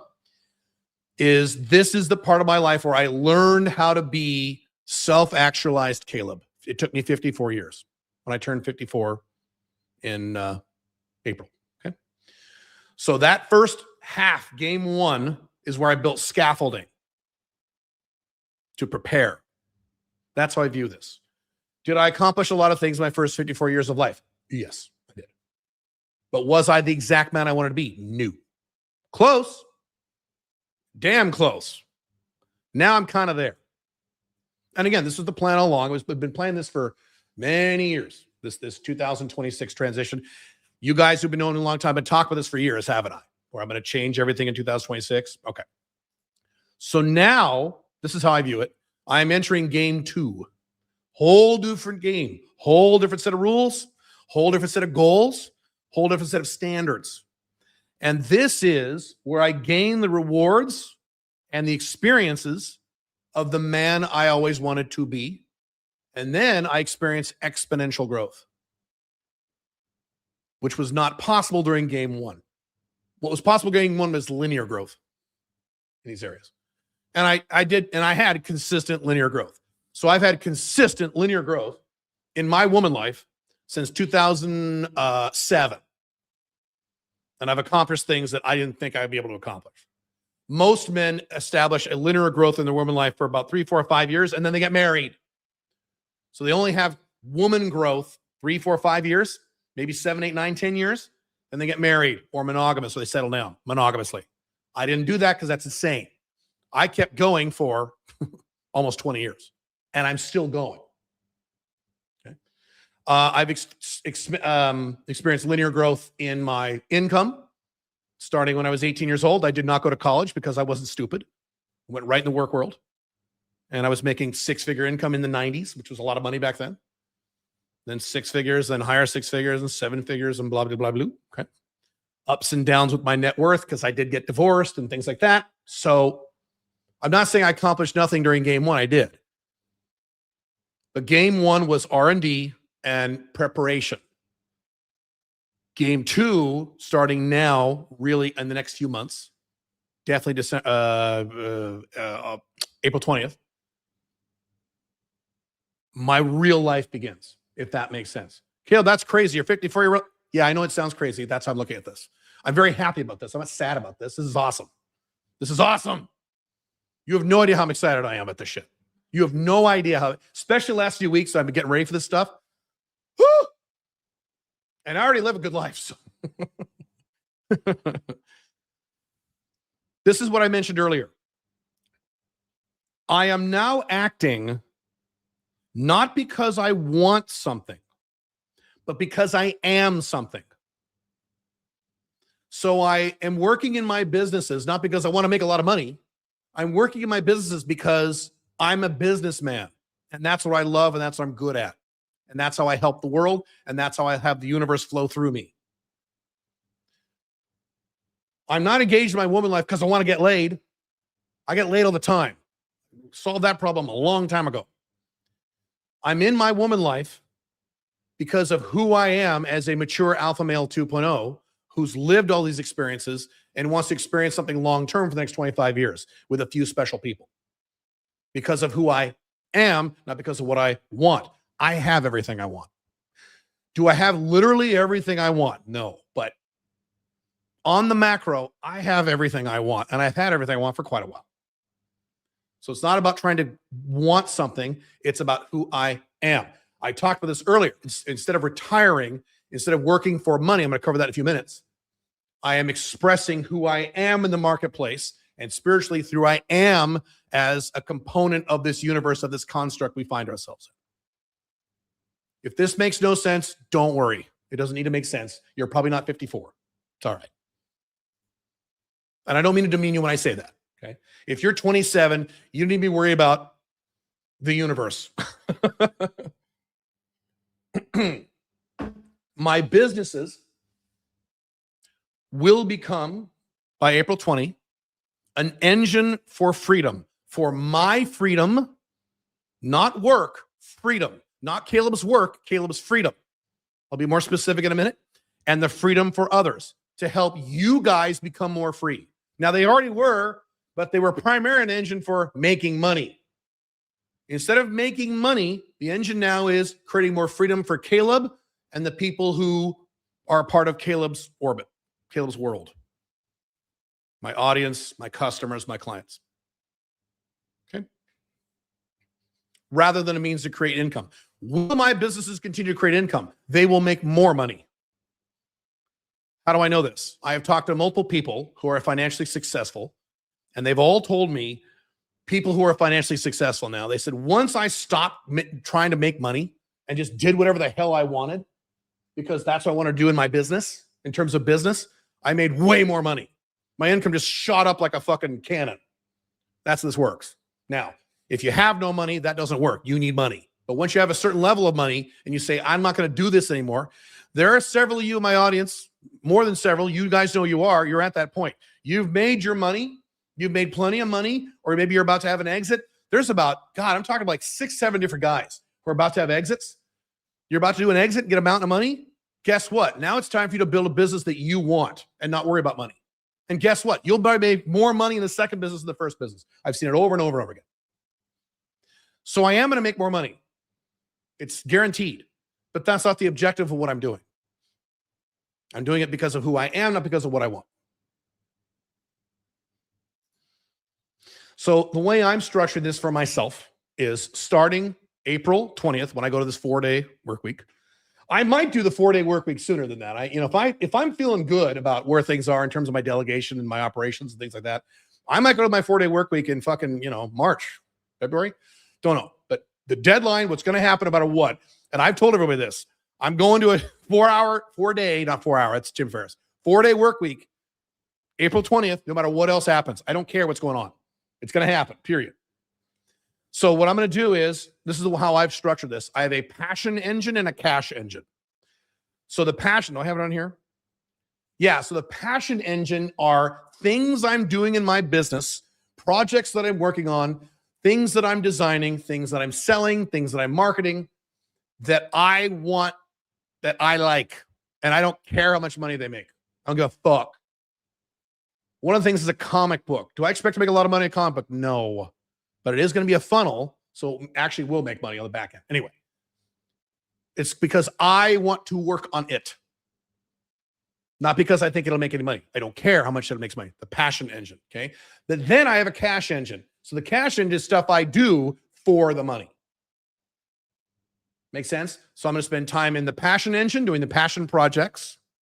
And if they make money, great. If they don't, I don't care. And then I'll spend time in the cash engine, and that needs to make money. That needs to have a definitive ROI. I'm going to do both. So currently my plan is I'm going to work 4 days a week. 3 of those 4 days will be in the passion engine. 1 of those days will be in the cash engine. Working on projects for the money, because I know they make a lot of money. And the other 3 days are things I want to work on irrelevant of the money. And again, I have a feeling what's going to happen is within a year or two, my passion engine will be making more money than my cash engine. I could be wrong. That's why I'm doing the cash engine just in case. Because I can't definitively say that. I can't definitively point to a spreadsheet and say, this is definitely going to, I just know spiritually and in my heart that that's probably going to occur. But in case it doesn't, I have Alpha Male 2.0 is about redundancy. Make sure I'm covered.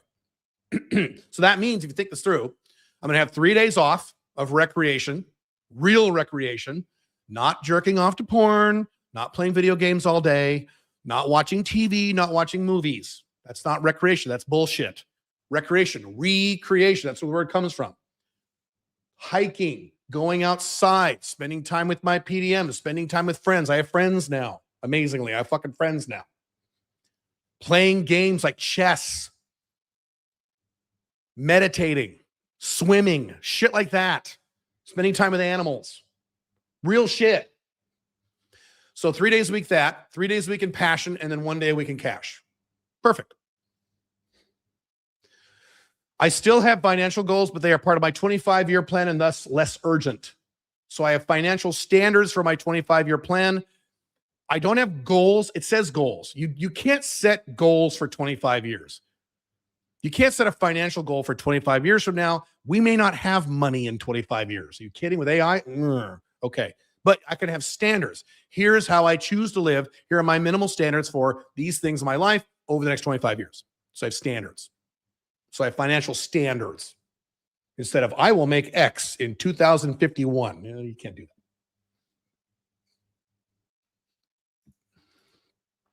that. Okay.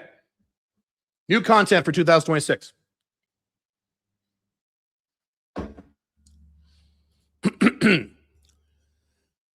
This is my big shift in content. It's big. I've never done this before. It may damage my brand. It may damage my income, but I don't care because I want to talk about it. So I never would have done this 5 years ago. Now, no problem. I don't give a fuck. Here's what's going to happen. This is where it gets sad and dangerous. And this isn't anything new based on my content. Because of a number of things that are occurring now and will get worse over the next several years. I talked about it, I did a video on this back in 2020, 21, where I said the Western world, and in some ways the entire world, has entered into an economic, cultural, and political dark age that will probably last several decades. We are now 5 years into this dark age, and it's getting worse. It's going to get a lot worse. So because of things like the collapse of the USA and the rest, unfortunately in 2025, which has been dramatically accelerated by Donald Trump in ways I didn't even anticipate. I didn't anticipate the collapse would accelerate 2025, even with Trump. But Trump exceeded even my expectations and has accelerated the collapse of the United States. I've written articles about my blogs, go read my blogs. And also the government of the UK, just as bad as Trump. They've accelerated the collapse of the UK, London, etc. Okay? Because of these things, because of AI potentially destroying up to $100 million jobs, 100 million jobs.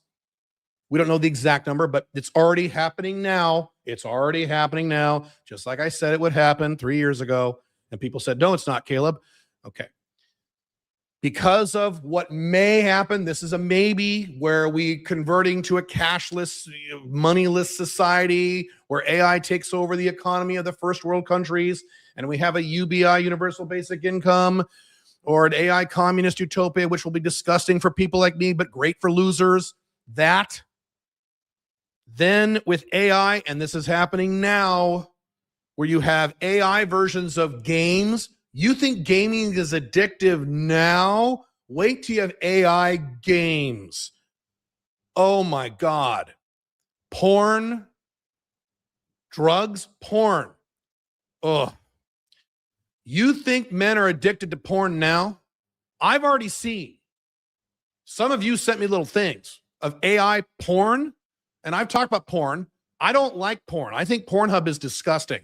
I'm confused as to why you millennials and Gen Z like that. If I need to watch porn, and rarely because I have a lot of sex, I'll watch 1990s porn when women actually look pretty and no one was full of tats. And women were going, oh yeah, baby, oh yeah, baby. And 75% of the porn was a woman sucking a guy's dick. I don't know why you guys like that.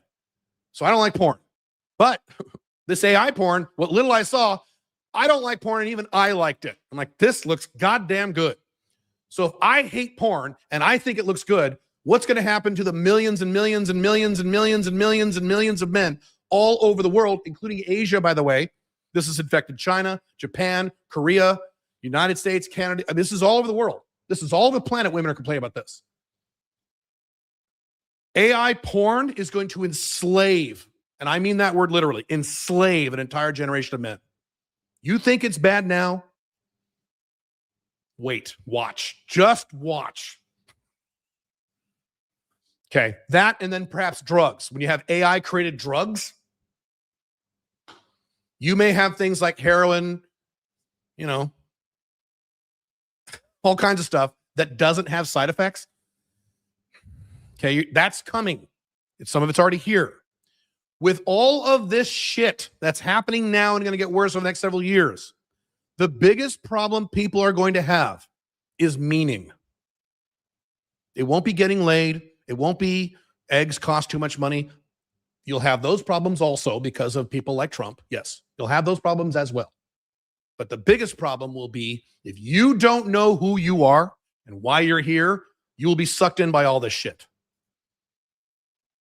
So if you don't have, and the vast majority of men and women don't have this today, I know this because this is what I do. If you don't have a strong sense of purpose, of meaning, of mission, of who you are, of why you're here, you're going to crack under what's coming.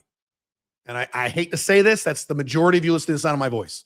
Majority of you are not going to pay attention to meaning and who you are and these kinds of things and 5 flags, escape the client. You're not going to do any of this stuff. You're just going to say, Nick Fuentes has some really good points, Caleb. And you're fucked. You're going to be crushed by this stuff. And many of you already have. Many people already have. There are people in my life, in my business life, in my personal life, who have been consumed and destroyed by this political shit. People on the left and people on the right. People on the right who've just become psycho tradcon Christians who worship Trump and they don't make any sense anymore. They used to be normal. People on the left, a lot of them women who become hardcore extreme feminists who say all men, not some men, all men are evil and all men are rapists. And they weren't like that 6-7 years ago. I know people like this on both sides, on both sides, on both sides. And it's sad. And it hurts my heart to see these people because these are eternally unhappy people. When they were happy people, they were normal people close to me, people in my family or extended family, people ex-FBs, ex-MLTRs, people I've worked with. So this means to have a full understanding of who you are, why are you here, what is your reason for existing in this universe, in this construct, God, creation, mission, purpose, all these things. You need to know the answer to these 3 questions. Who am I? If I say, who are you? And you say your name, that's not who you are. You're not Joe Smith. If I say who you are and you tell me what you do for a living, that's not who you are. It's not. Okay. My name's Bob. I'm an IT guy. That's not who you are. Are you your job? Are you your name? No. What am I? Which is different than who am I? What are you? I know what you are. You're a little tiny piece of the universe observing itself. I'll cover that in a few more minutes later in this live stream. What are you? I'm a human. No, you're not. Or if you are a human, what is a human? Why am I here? Why do you exist? Why were you created? Why were you born? Now, you weren't created, you were grown. Why were you grown? Why? Why did God or the universe or Allah or whatever term you like, why did he create you? To have babies. That's not why he made you. That's not why he made you. That's why he made humans, to perpetuate the species. You're right on that one. Why did he create you? There's a reason. I'm going to cover this in a little bit. I'm going to answer in a very quick way these questions for you so you get started on this journey. If you don't know the answer to these 3 questions, then all this garbage is going to destroy you. You'll be like the common joke. You'll be the swimming in the next to the Titanic is going down. You're in the ocean. You're drowning. And your last words will be, but Kamala would have been worse. And then you'll drown and die. That'll be you. Or if you're left, we're going, but men are all rapists. Okay, great. So my content in 2026 is going to shift into helping people answer those questions. Purpose, meaning, and mission. I've already done a lot on mission, so I'm already ahead of the game.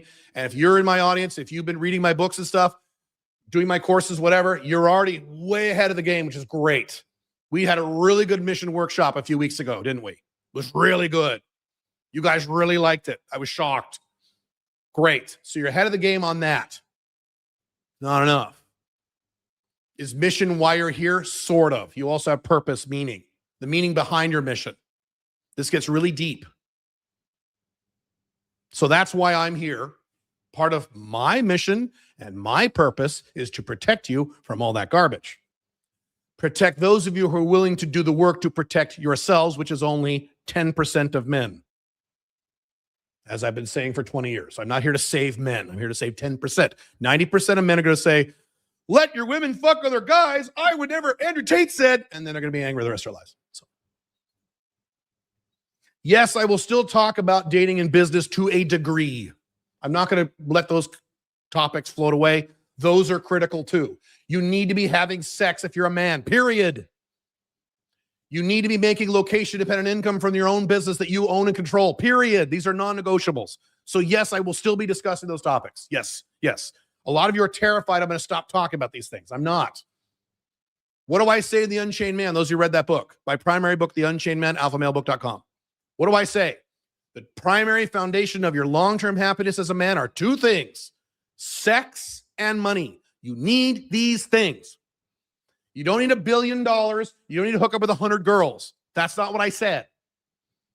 You need to have regular sex and good, strong location-dependent income as a baseline for life. Then when you have that baseline, then you can explore things like meaning, purpose, spirituality, having children, family, shit like that. Okay.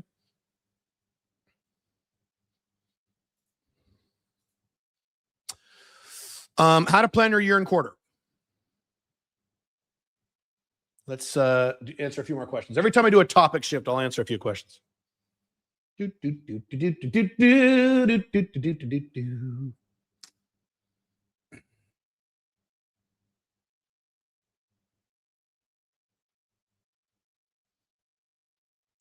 You're really a never Trumper?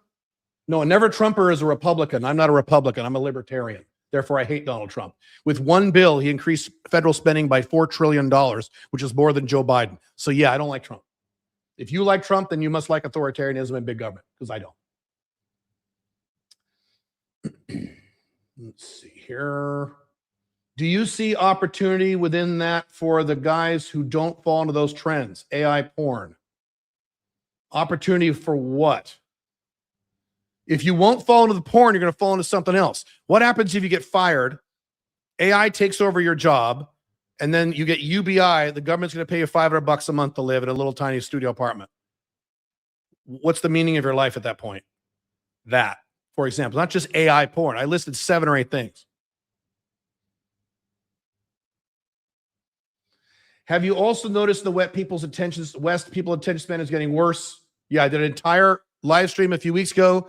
Go look at my Unchained CEO channel, 100 reasons why the United States is collapsing, and I cover that in detail. The average Westerner has the attention span less than that of a goldfish. Scientific fact, go watch that live stream or read my book, Freedom Fortress. Yeah, it's not that I've noticed, it's true. That's some Alan Watts you're throwing down there. Yes, Alan Watts is fantastic. I've been consuming his content for a long time. Mm-hmm. What opportunity do you see for the guy? Okay. Have you also noticed the way? Okay. Are you a fan of Dave Shapiro AI? Yes, I love Dave Shapiro. I like him a lot. I don't agree with everything he says, but I like him. Yep. I've seen all these things, and AI porn specifically is getting to a crazy level, even animated one. I think this is new content, and purpose is something I really need. Cool. Time for the next secret word. Thank you, James. You're right. Let's do that. I got to make it up on the spot. Let's say, what's the secret word? The secret word is, let me think this through. It can't be something I'm seeing.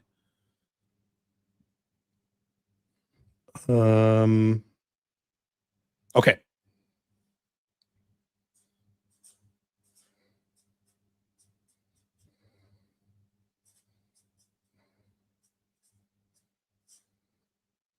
You ready? That's the next word. Write it down. Don't put it in the chat. It doesn't matter if it's caps or not. Okay. Remind me for the last one. We'll do it later.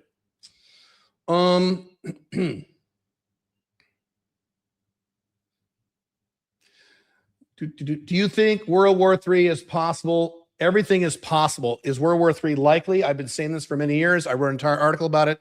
World War III, as you understand it, is very unlikely. The elites would lose too much money. The elites who control the world do not want World War III. What do they want? Lots of little proxy wars. What's going on in Israel, what's going on in Ukraine, what's going on in Africa. They like those. Those are great for the elites. They're extremely profitable. They're great politically. They love lots of little wars. So you're going to see lots and lots of little wars. You're probably not going to see World War III. How the hell do you get financial news to make financial decisions? Financial news is just as insane as political news now. It is exhausting. Correct. You need to have multiple sources, left-wing, right-wing, libertarian, and international, and then you just get a consensus. Do the best you can. Will you delegate 90-Day Business Builder to mostly other coaches in your new phase, or will we run without you? It already is delegated to most coaches. Most coaching in 90-Day Business Builder is not me. But I will still be involved in 90-Day Business Builder. Yes. What's the biggest impact you think AI will have? There's too many to list. And I would only be guessing. Can't see it? Did you guys see the word or not? Say yes or no. Don't say the word. Did you guys see the word or not? I'll wait.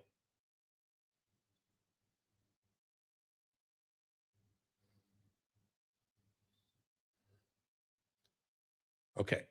Enough of you are saying yes. I'll do it one more time. Most of you saw it. Pay attention, fuckers. I'll put it on this side of the screen. I'll put it on this side of the screen. I'll do it sideways, this side of the screen, in case you're watching on your phone. I'll do it over here. Okay, okay. Don't say the word. Why game but not FAP? I don't understand the question. Would you say people are also becoming more socially awkward? People in their 20s are, yes. Other people, no. What if a high-end MLTR of many years wants to complain about your behavior to you, but does so calmly for 10 to 20 minutes? How to handle? You don't let her go for 10 to 20 minutes. It takes exactly about 30 seconds, maybe 60 seconds for someone to describe what they don't like about you. She doesn't need 10 to 20 minutes. So that was your fault. You cut her off at 1 or 2 minutes. You say, can you summarize it? Summarize it 1 or 2 minutes. No, I have to talk for 20 minutes. That's drama, even if she's saying it nicely. No one needs 20 or 10, even 10 or 5 minutes to describe all the things wrong with you. There's 1 or 2 things she doesn't like. She can state those in 60 seconds or less. Okay. If you were late on the first word, you have to watch the replay. You said before, don't give hints about the word. Shut up. Shut the fuck up. What's the secret word for didn't catch the first one? Watch the replay. All right. Next topic. How to plan your year and a quarter. I'm just going to kind of give you the basic techniques on what I use. I have covered some of these things before, so I'm not going to go into great detail about this, but this is germane to this date. This is, as I talked about earlier, late December. Why is it getting warm in here? If it gets any more warm in here, I'm going to turn up the AC. Maybe I just get worked up. Late December or the month of December is the best time to plan the next year of your life or big chunks of your life, like I just planned the next 25 years of my life. Hallelujah. So this is how you do this. Now, I follow maybe I have this in the slides here. Yeah, I follow a 12-week year model. So what I do, I recommend it. You don't have to do it because some people just don't think this way. I don't think in terms of years, or 365-day years. I think in terms of 3-month years, 12-week years. So to me, this is the end of 2025-4. And on January 1st, it'll be 2026-1, which is the first quarter of 2026. And I consider that a year. So January, February, March is a year to me. And I plan that entire, quote, year. So I base my entire world around quarters. And the people I work with who I consider role models, guys in their 70s who make gazillions of dollars but don't work very hard, my coaches, people like Dan Sullivan, all those people, they focus on quarters. They do not focus on years. They do not focus on months. They do not focus on weeks. They don't set 5, 10-year goals. Most of them, some of them do. They focus on quarters. So I say here how to plan your year/quarter, whichever you want to do. They're both similar. First, here's the steps. First thing you do is you sit down and you review your wins from the last quarter. What were awesome wins that happened in the last quarter? And you write down at least 3 of them. Nothing happened. Don't be a dumbass. Don't be a pussy. Write down at least 3. At least 3. You'll probably have more than 3 because 3 months is a long time. When I wrote down my wins for this quarter, it was a list of like 12 things long. It was amazing. All your wins. What were your wins? What did you get done? What did you accomplish? What problems did you overcome? What new things that happened to you that were good? You write them all down. It's very important. You always start with wins whenever you do any strategic planning. Critical, because you want to start from a place of confidence. When you're more confident, it creates competence. Competence raises the odds of you achieving your goals. Okay. Then what you do is, next thing is you review the list of projects or goals, either one, that didn't get done, that you wanted to get done by the quarter, but you didn't get done. Often you'll have 1 or 2 of these things. I had 1 or 2. So you write those down. Okay, I didn't get this quite done. I didn't get this quite done. This needs to get done. Then what you do is you list out every project. A project is not a goal. Every project that you want completed by the end of the quarter. In all the areas of your life, you'll have work stuff. You might have personal stuff. You might have fitness stuff. You might have 5 flag stuff, whatever it is. Write it all down. Then what you do is these are projects you want to get done. These are not goals. I want to make X per year or X. I want to make X amount of money by the end of the quarter. That's a goal. A project is make my new website about blank. That's a project, not a goal. You understand the difference? Project is an activity with a result. Goal is only a result that you may or may not have control over. Then what you do is you're probably going to get a big fucking list. You don't want a giant list. So what you want to do now is cull the list. What can you defer, delete, delegate? Defer, delete, delegate. What can you put off? What can you delegate to someone else, especially if those of you have businesses and people who can help you? But maybe you have, an OLTR wife. She can do some of this stuff for you. I don't know. Whatever you've got. If you can delegate that to someone, great. And what can you just not do? You may go through the list and go, you know what? I don't need to do this. Cross it off the list. I don't need to do this ever. Or you might say, well, this project really is a subset of this project. I'll just cross it off and put a few to-do items in this other project. Reduce the number of projects. You don't want 27 projects. A lot of you guys do this. What are your projects you want to get next quarter? And this giant list of 27 things. That's not going to work, dude. Can't do that. You're not Superman. You're not Elon Musk. Neither am I.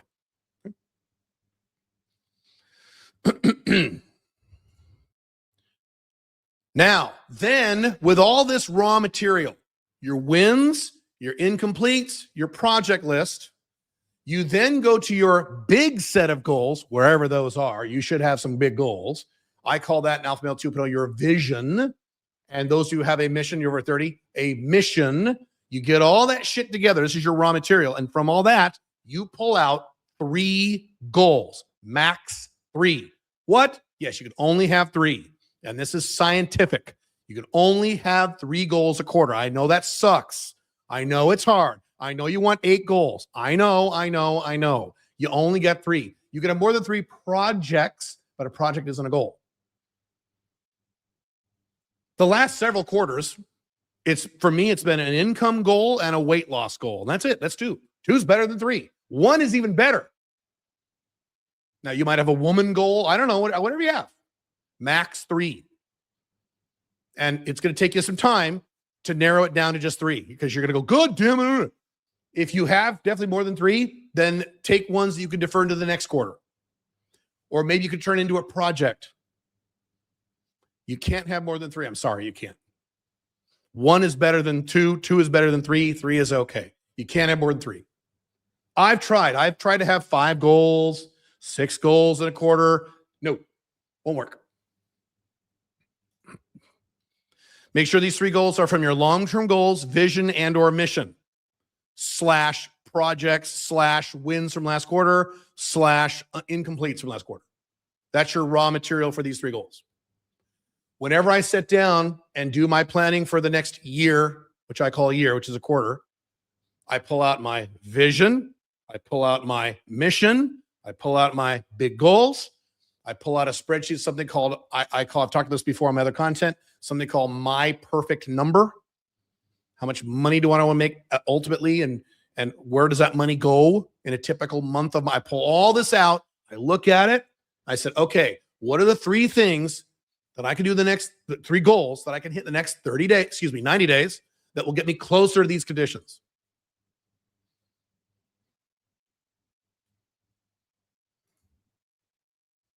Projects and goals are 2 different things. Projects are things that need to get done. Goals are results. So if it's build a website for blank, that's a project, not a goal. If it's, I want to make, I want my new business to make $8,000 a month, 3 months in a row by March 31st, that's a goal. I want to weigh X amount of pounds or kilos by blank, that's a goal. Project would be sign up for a gym and start going to the gym. That's a project. Or hire a personal trainer. See my point? See the difference? So goals can be attached to projects. That's all right. What you do then is you reverse engineer the 3 goals. So you take each goal one at a time and you make a list of all the things that need to happen for that goal to occur. A list of everything that needs to occur. What must we do to achieve each of your 3 goals? Then you go back up and you attach deadlines to each one of these items. Specific date on the calendar. January 12th, February 14th, Valentine's Day, whatever. And some of you could just say quarter, CTR, that means by the end of the quarter. That's okay. If it's before the quarter, a lot of them are, you put a date. Well, Caleb, I don't know. Then be easy on yourself. Don't be super aggressive. So if you're like, I don't know exactly how long it's going to take, well, what'd you think? Well, I guess maybe a month, then give it 2 months or 6 weeks or 7 weeks. Be easy on yourself. Then what you do is, this is something that took me years. I didn't learn this until 6-7 years ago. This is a big one. Then what you do is you make another list of all the obstacles or problems that may arise that will prevent you or damage you from hitting those goals. What are the risks? What are the problems? What are the obstacles? Well, this could happen. Well, that could happen. Well, this will probably happen. Well, that might happen. Well, this might happen. Make a list. Sounds negative. This is very important. Okay. Then what you do is on the next column next to that, on each item, you put how do you mitigate or overcome this obstacle? I was a member of a program called Strategic Coach many years ago. It's for people who make more than $250,000 a year. And this is one of the things I got from them. Is every plan needs to have obstacles and problems that will arise, and then a list of how you overcome or prevent or mitigate those problems. You can't just have a to-do list because shit's going to come up. So what could come up? Including shit you will fuck up. What are things you might fuck up? So whenever I'm doing weight loss goals, I'm always putting in there, well, Caleb, could da-da-da-da. Fuck this up, fuck that up. Maybe you are the problem sometimes. It could be other people are the problem. It could be a combination. So you write all that down and you say, okay, how do I mitigate, prevent, or overcome these obstacles? Now, and somebody might say, well, I can't overcome these obstacles. That's not possible. Well, then how can you mitigate it? That's what mitigate means. Not solve, mitigate. Make it less bad.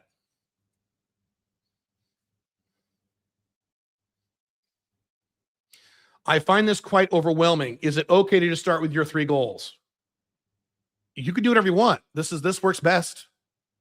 Sure, if you find this overwhelming, then fine. Do whatever you want. Then you're done.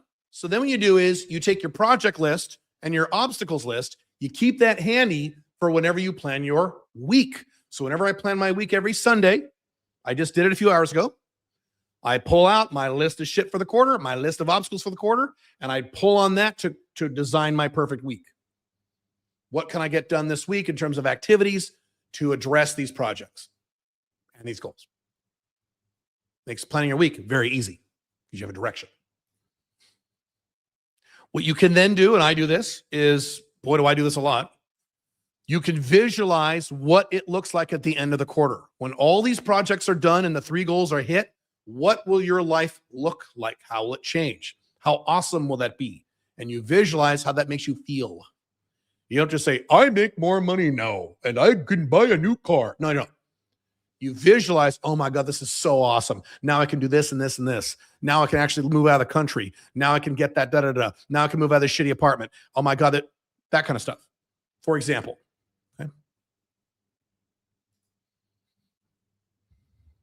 Okay. Brief item here. Some of you already received emails on this. For the next 2 days, because this started yesterday, if you want, you can get every course I have ever done and every book I have ever written. That is over $12,000 of stuff. If you were to buy it independently, all in one package for $597 or less. Just for the next 2 days until Tuesday night, December 30th. You can get the entire thing for $597 only for 2 more days. I'm not going to let this go for more than 2 days. You kidding? Or if you want just the dating stuff, you don't care about the business and Five Flags International, you can get just that for $347. Or if you don't want the dating stuff, you just want the business and Five Flags International stuff, you can just get that for $347. Same thing. This is $6,000-$7,000 worth of stuff. If you already own a bundle like this, I know a lot of you do. Great. What you can get if you want is all the new courses minus the ones I had to do personally. I've done since last August, which were some of the best ones I have ever done based on feedback I got from you guys. So that would be Worldwide Woman Mastery, How to Date Women in Other Countries, Zero to Clients, which is how to get a niche, Sugar Daddy Advantage, which is my entire course on Sugar Daddy game, which I've never done before, and Mission Blueprint, which guys told me was the best training they ever did. Excuse me, that I have ever done. I had 3 or 4 different people independently tell me, Caleb, that was the best training you have ever done. It's how to find your mission. So you can get all that over $1,000 for $297. Just for 2 more days. Tuesday night, this all ends. This is a holiday thing I'm giving you guys. On top of that, if you get any of the bundles, so there's a total of 4. There's everything, dating only, business only, and only the new stuff. Okay? Regardless of which one you get, you also get 2 live training labs with me in January. So when you sign up, when the promotion is over, okay, so next week, everyone who's bought these bundles is going to vote on a number of topics, and I'm going to do 2 one-hour live trainings with just you guys in January on those topics. You're going to tell me what topics you want me to cover, because I don't want to pick for you. I want you to tell me. You get that? That's $500 I would charge for that. No problem. You get that for free. You also get, this is where it's going to make you buy this. If you buy any of these bundles, any of them, including the cheaper ones, you get a $500 credit toward anything I offer, anything I sell, anything. Now, most of these options are under $500. The most expensive one is $569, which makes basically these bundles free. So if you plan on getting something else the next few months, now here's the thing. What's the catch, Caleb? You got to use it before March 31st, the end of the first quarter. That doesn't last forever. This applies to everything, including things like Business Builder, everything. You can apply it to anything you want. Anything. Anything. Whenever I do things like this, and this is a technique you can copy from me, I want to make you feel stupid for not buying it. So this is basically free because you get a $500 credit. You're spending $500 or less. There's no reason not to do this. I do this on purpose. This entire offer goes away 11:59 p.m. PST, Tuesday night, December 30th. The websites are gone. They will go away. So here are the links. If you want the whole bundle or the dating only bundle or the business international bundle, they're all available on the same page. You click the button that says full bundle, and then you have a choice to pick one of the 3. Caleb.top/mastery suite. You can go there right now if you want. If you just want the it's called the latest and greatest bundle. You just want the latest ones, those 4 ones, the latest ones, because you already have a bundle like this. Caleb.top/last EST. Last EST. Caleb.top/last EST. Both these websites go away. the evening of Tuesday. I'm not going to let you buy $12,000 of my stuff for a few $100 forever. That would be insane, but it's the Christmas spirit. Jingle bells, jingle all the way. Okay, you got that? Got that? I'm going to move on. Write these down or make a note of these or go there now or whatever. Because this, and again, every time I do this, Wednesday morning, I'm going to give you, oh, Caleb, I just forgot and I didn't do it. Can I do? No. Hard deadline, midnight or 11:59 PST. Tuesday night, December 30th. I'm giving you plenty. If you're on my mailing list, I already told you guys yesterday. So I'm going to do this for 4 days. Today's Sunday. You got all day today, all day tomorrow, all day on Tuesday. Cool. Okay.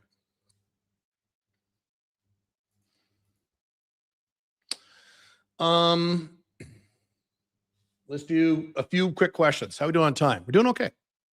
I might go another hour here. I might need to run for a bathroom break. We'll see how powerful my bladder is. So far, I'm okay.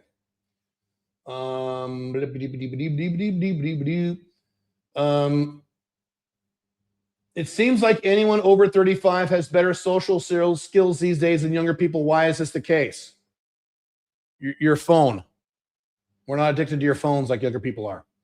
What did your social look like in your 30s and 40s? I didn't have one. I'm an introvert. I have had no social life. I hang out with lots of women because of my dating life, and I work with lots of people. So I have all the fucking social interaction I need without having a social life. So I'm not a hermit.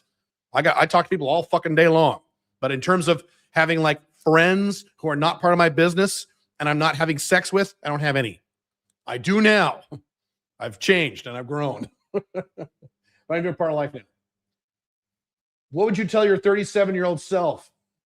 Get to work, which I did when I was 37.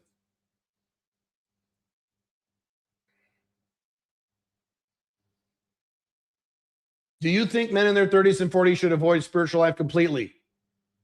Or dedicate a Sunday to growing spirituality a little bit each week? I have been very clear about this. I think that men and women under the age of 50 should not hardcore lean into their spiritual lives. Why? You will become religious.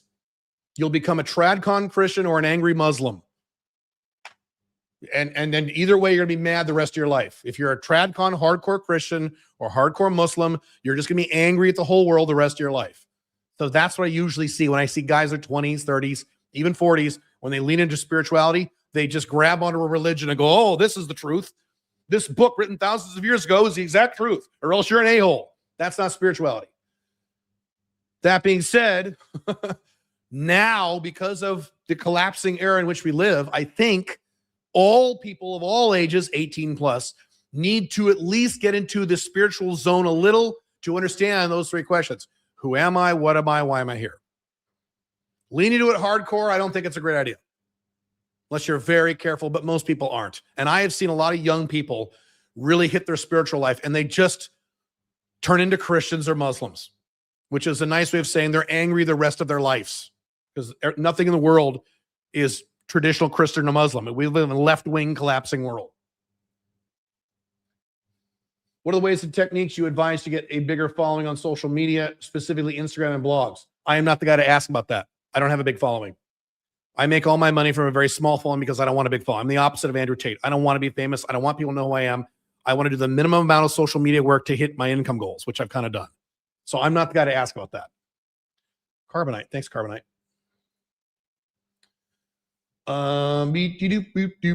Where are we here? Do you use your community for your works like Discord? No, I watched the replay. You need to go to school.com for that. Should I wait until January 2nd to send follow-up emails or more emails now? Yes. Wait till January 2nd. Unless you're dealing with Asia. If you're dealing in the Western world, don't do any sales right now. Wait till January 2nd. You're wasting your time. I'm in outreach phase to ask my niche problems. Tattoo shop owners are too broad. Yeah, I kind of agree. You can narrow it down by region. Can I still narrow down and does this have potential? I'm doubting this. Do tattoo shop owners make a lot of money? I don't know. I don't love it.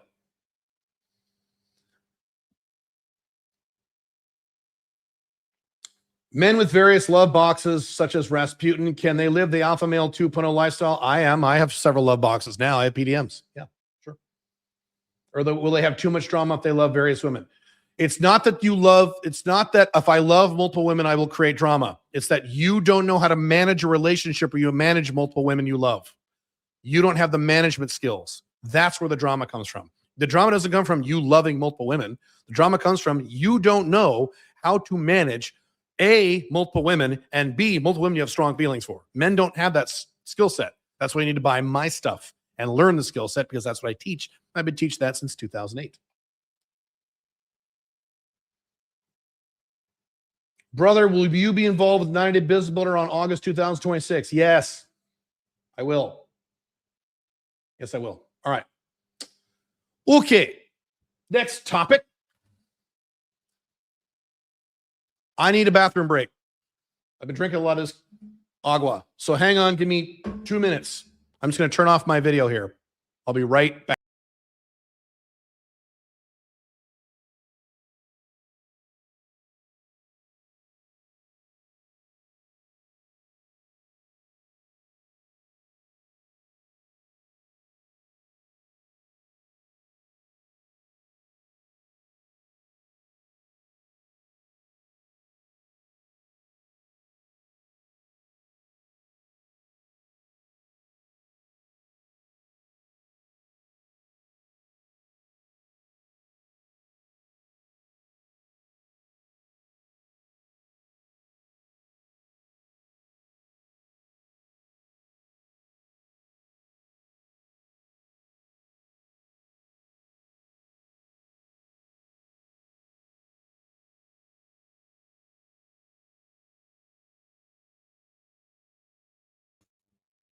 And we're back.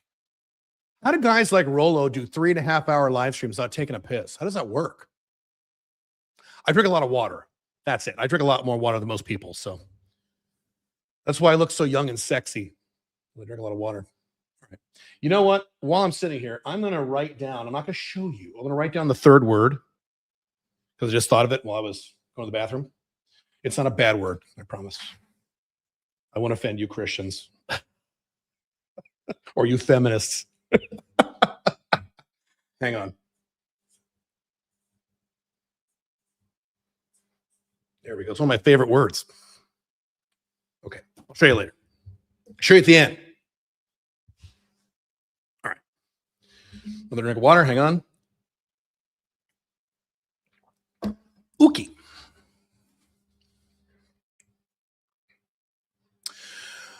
New stuff that I'm coming out with in 2026 that you can get if you want. Some of this will appeal to some of you. Some of you will think this is all stupid. But again, passion, don't care. Some of this stuff I care. Some of this I don't. I think all these things I'm about to mention are my passion engine. There's a few of them. I don't remember. I don't remember what category they fall into. But they all are designed for a purpose. They're all to as I talked about earlier, a freedom engine for myself and for you. B, to help you with these objectives and to help you survive what is coming and what is already here. And C, what I like to do.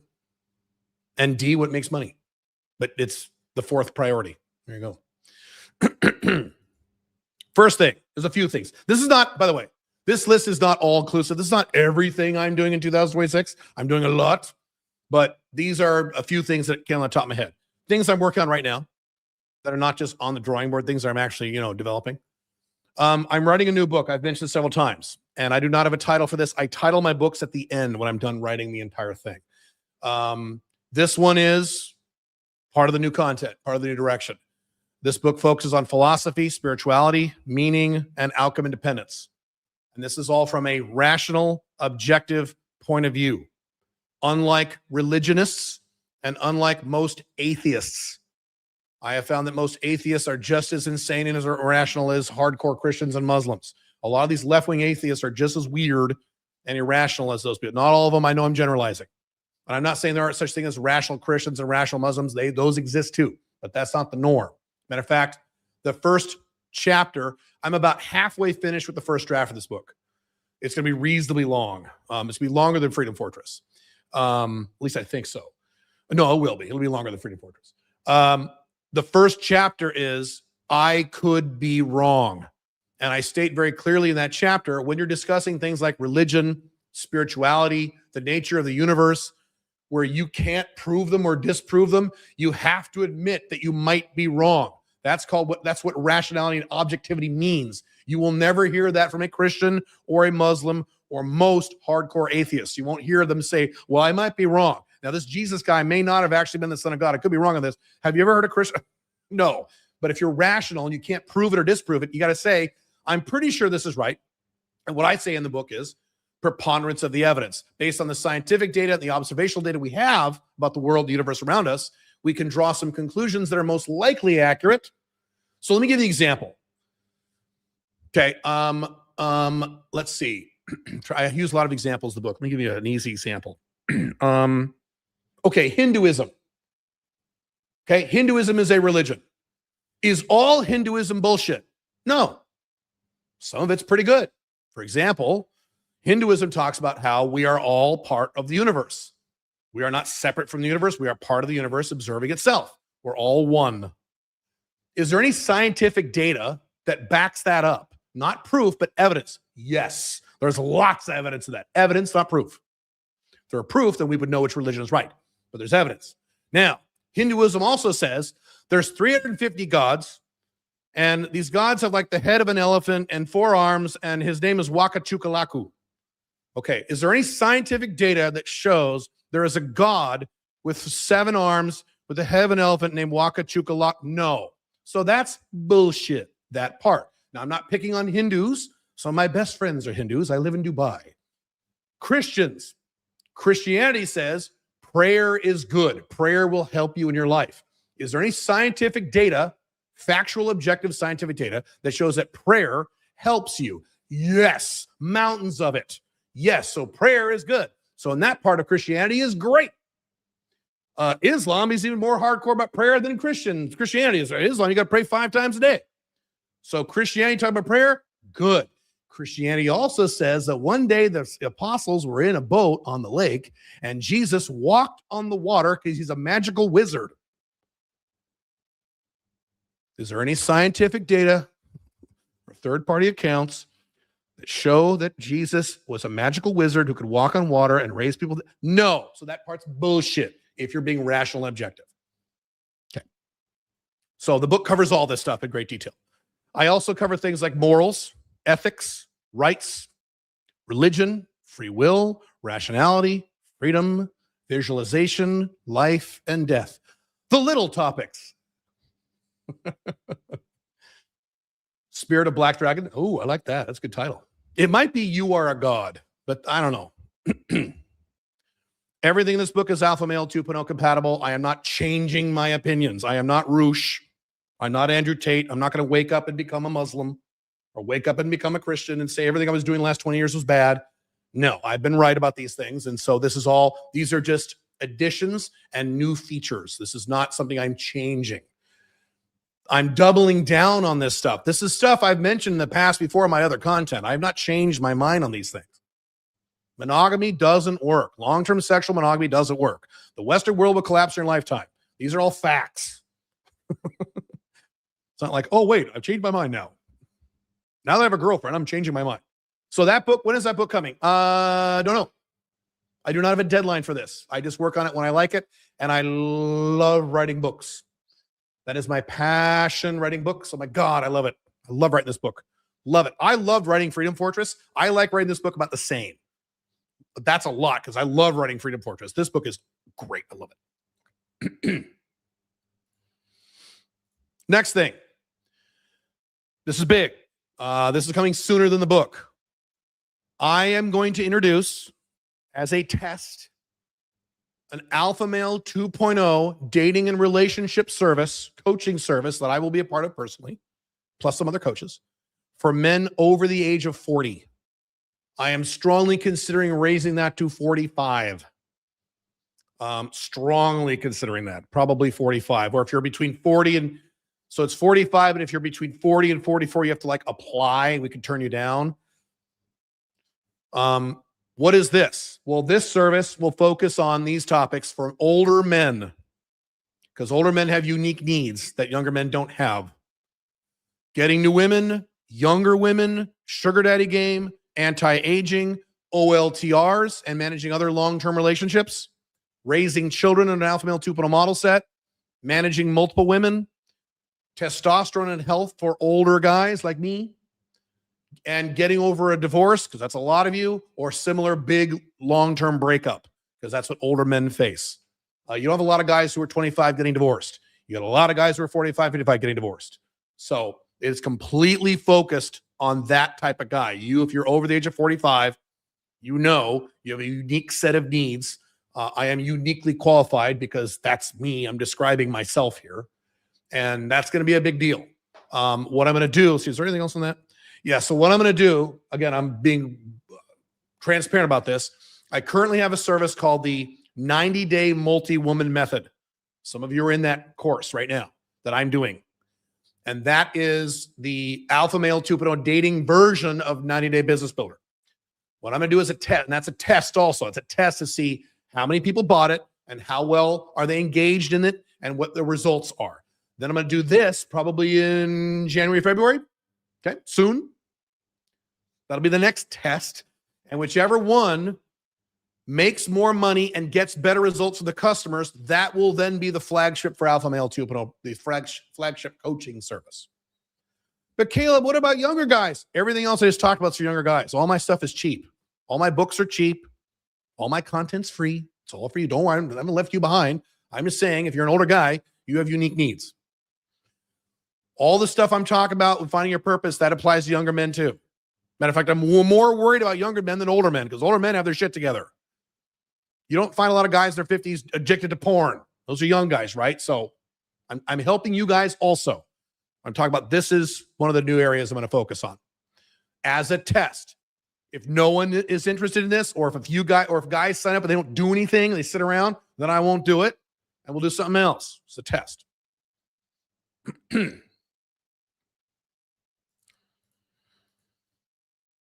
Black Dragon and Pink Firefly comic book. I'm doing this for a very specific reason.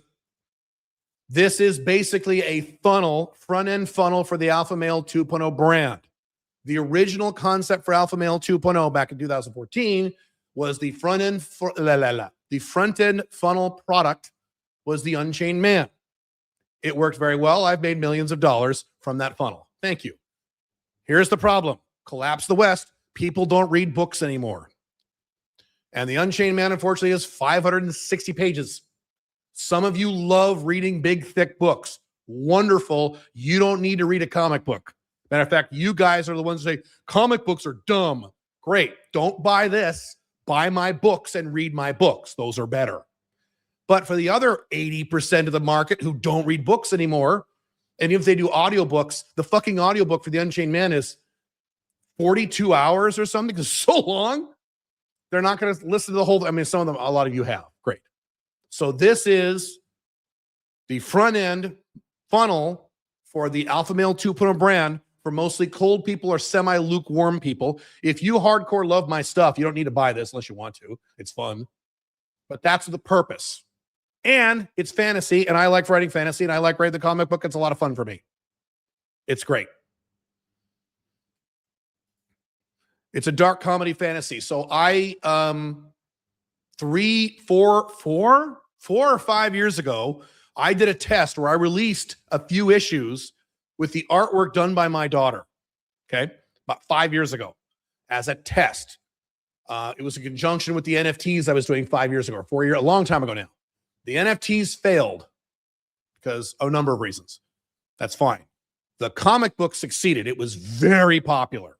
We gave away certain ones for free, and we tracked the downloads, and very popular. As aha, guys like comic books with swords and blood and swearing and politically incorrect with no woke shit with girls with big tits. Awesome. So I'm doubling down this. So now we've redone the art. I'll talk about it in a second. So this is not something that I'm just, I'm going to start doing a comic book now. Oh no.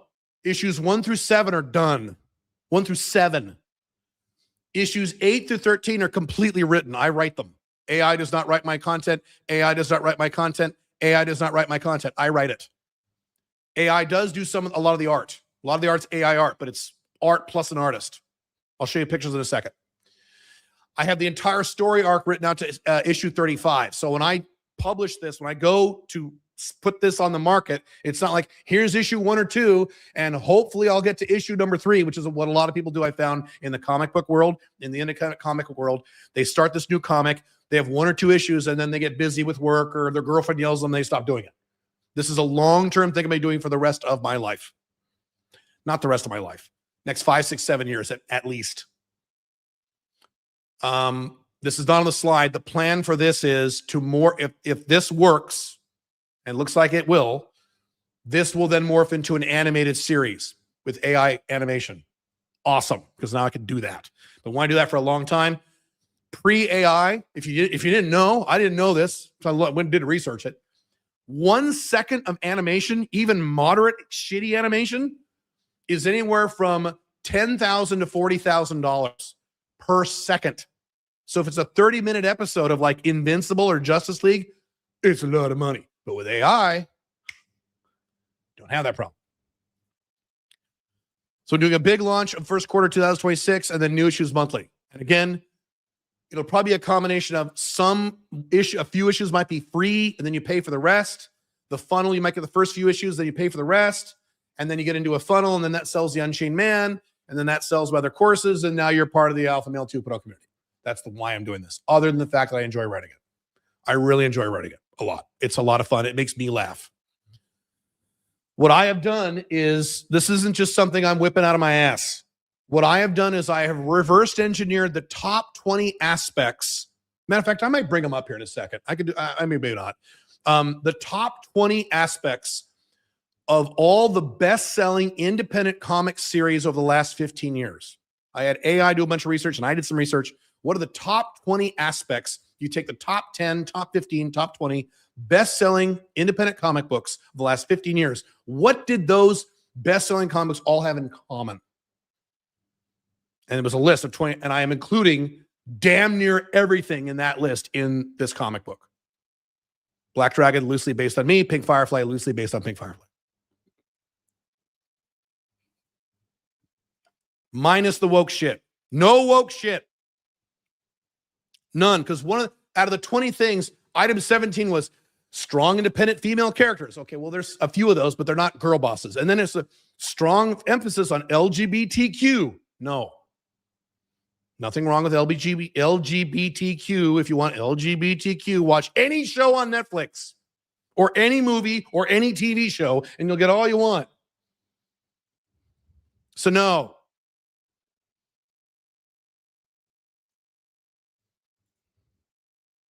Okay, there's some images. This one here, can you see my mouse?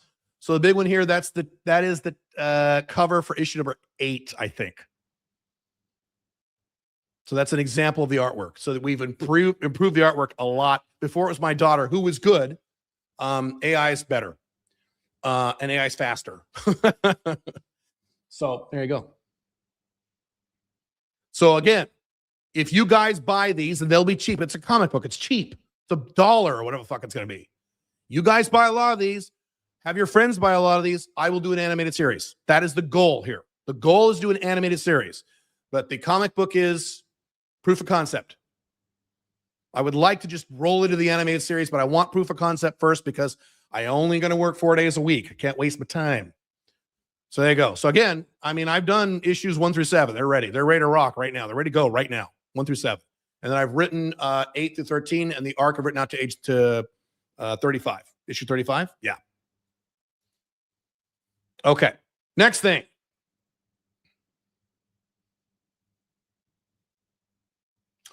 I'm announcing this now. This is not the official announcement, but I'm announcing it now so you guys can start thinking about this. I haven't done this since 2018. Back in 2018, those of you who followed me back then, I went on an Alpha Male 2.0 world tour. And I hit about 22 different cities all over the world, and I did seminars. Okay. I'm going to do that again. A little smaller scale than what I did in 2018. I'm a little older, and I'm a little busier now. But what I'm going to do is I'm going to hit a number of cities in the United States, a number of cities in Europe in 2026. And what I have done is I have geolocated the cities based on, so the American cities are the geographically located cities with the highest populations where you are most likely to live in or near one of these cities. Matter of fact, I'll do it right now here. So United States, it's going to be Chicago, New York, Los Angeles, Atlanta, Portland, because I have family there, and Dallas, Texas. So statistically speaking, if you're in the United States, why are you still in the United States? But don't get me started on that. Don't let it yell at you. If you're still living in the collapsing USA because you're insane, you either live in one of these 6 cities or it's a very easy, quick flight to one of these cities based on the geolocation and the population of these cities. Cool. You're able to take a really cheap flight. And what I'm going to do is keep these seminars very cheap, like $30 to get as many people who just show up as who wants to see me and hang out with me. So that's going to be in July of 2026. I do not have exact dates yet, but I'm giving you fucking 6 months notice to start thinking about this. They probably will not be on weekends. It's probably going to be in a weekday evening. That's the only way I could make it work. So if you don't have a job, great. If you have a job, you have to take off work early or something. Maybe at 6 p.m. I don't know. I haven't figured that out yet. Okay. But Caleb, what about Europe? So in Europe, I'm going to hit these cities in October and November of next year. These cities are based on the population size and the percentage of English speakers. That's how I determined these cities: London, Berlin, Paris, Madrid, and Rome. If I didn't pick your city in Europe is either too small or not enough people speak English. Not my fault. But again, if you live in Europe, you are likely able to fly to one of these cities relatively cheaply.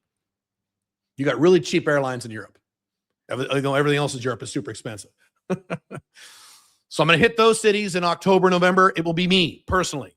Here's how I'm going to do this to maximize the number of people who could join. Now, let me tell you why I'm doing this. First of all, I am not doing this to make money. This will not make me any money. Trust me. I'm going to do one very inexpensive full seminar and workshop, several hours, 2-3 hours, maybe a little longer. I'm going to keep it really cheap, like $30, $29, really cheap. So you have no excuse not to come. If you want to bring a friend, it'll be like another $10. You want to bring a friend. Why am I doing this? My personal brand. I'm leaning into my personal brand because that's my moat that protects me from AI. And we also have analytics that show that whenever people go to a live event that I do, they are much more likely to buy my more expensive stuff within 3 to 4 years. We have analytics on this. So people who show up for these may not make a lot of money now, but in a few years, I'll make more, assuming we have money in 5 years. Whatever. So I'll do that on day one. I'm going to 2 days in each city. Then on the second day, I will do a coaching session that will be much more money, several $100, maybe $1,000, where it's a few hours with like 5 people. Me with the max of 5 people, 3 to 5 people, where I coach with you in person, one-on-one. A small group, like 3 people, me plus 3 people or 4 people or something like that. And if I fill those up, maybe I'll do 2, 1 in the afternoon, 1 in the morning. I don't know. I haven't figured that out yet. That's optional. So if you want to fly there, you can show up for the cheap session. If you want to spend a little morning, you can hang out with me. Cool? Cool.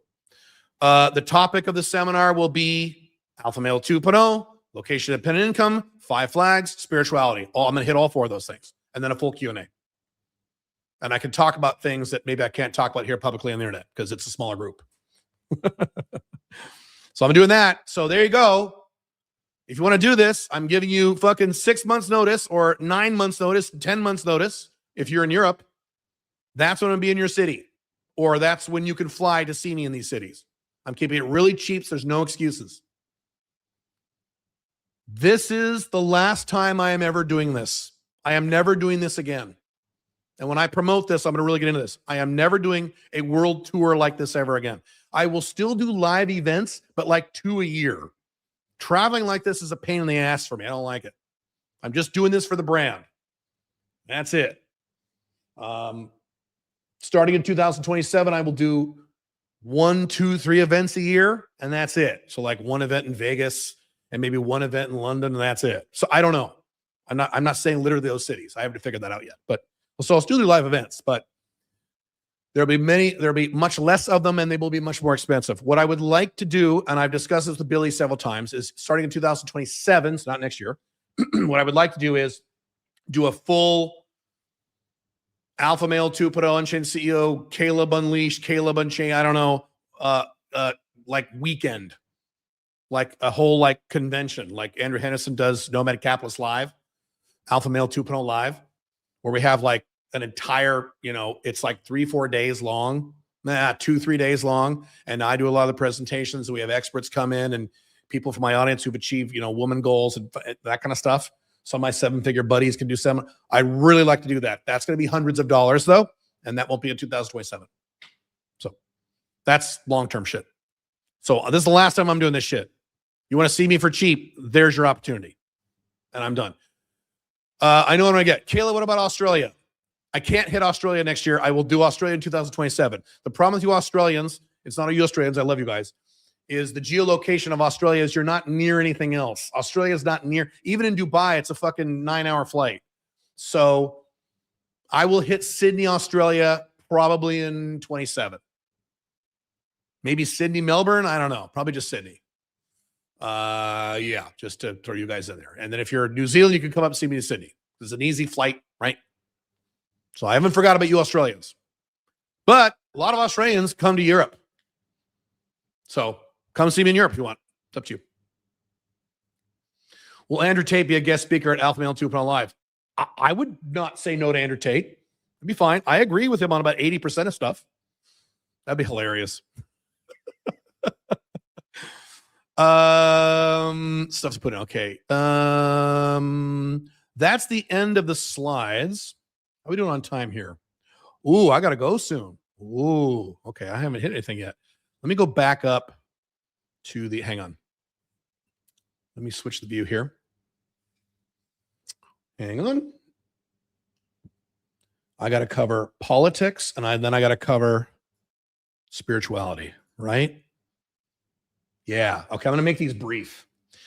And I'll give you the final word and we'll do the drawing. Cool. Cool. Let me have a drink.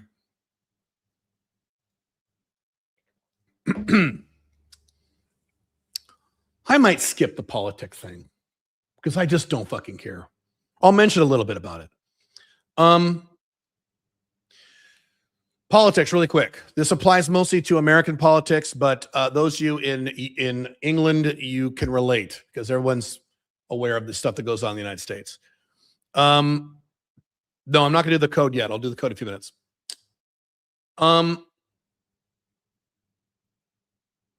When people voted for Donald Trump, first of all, context, if you don't know who I am, I hate the left wing. I hate the woke left. I am a minarchist libertarian.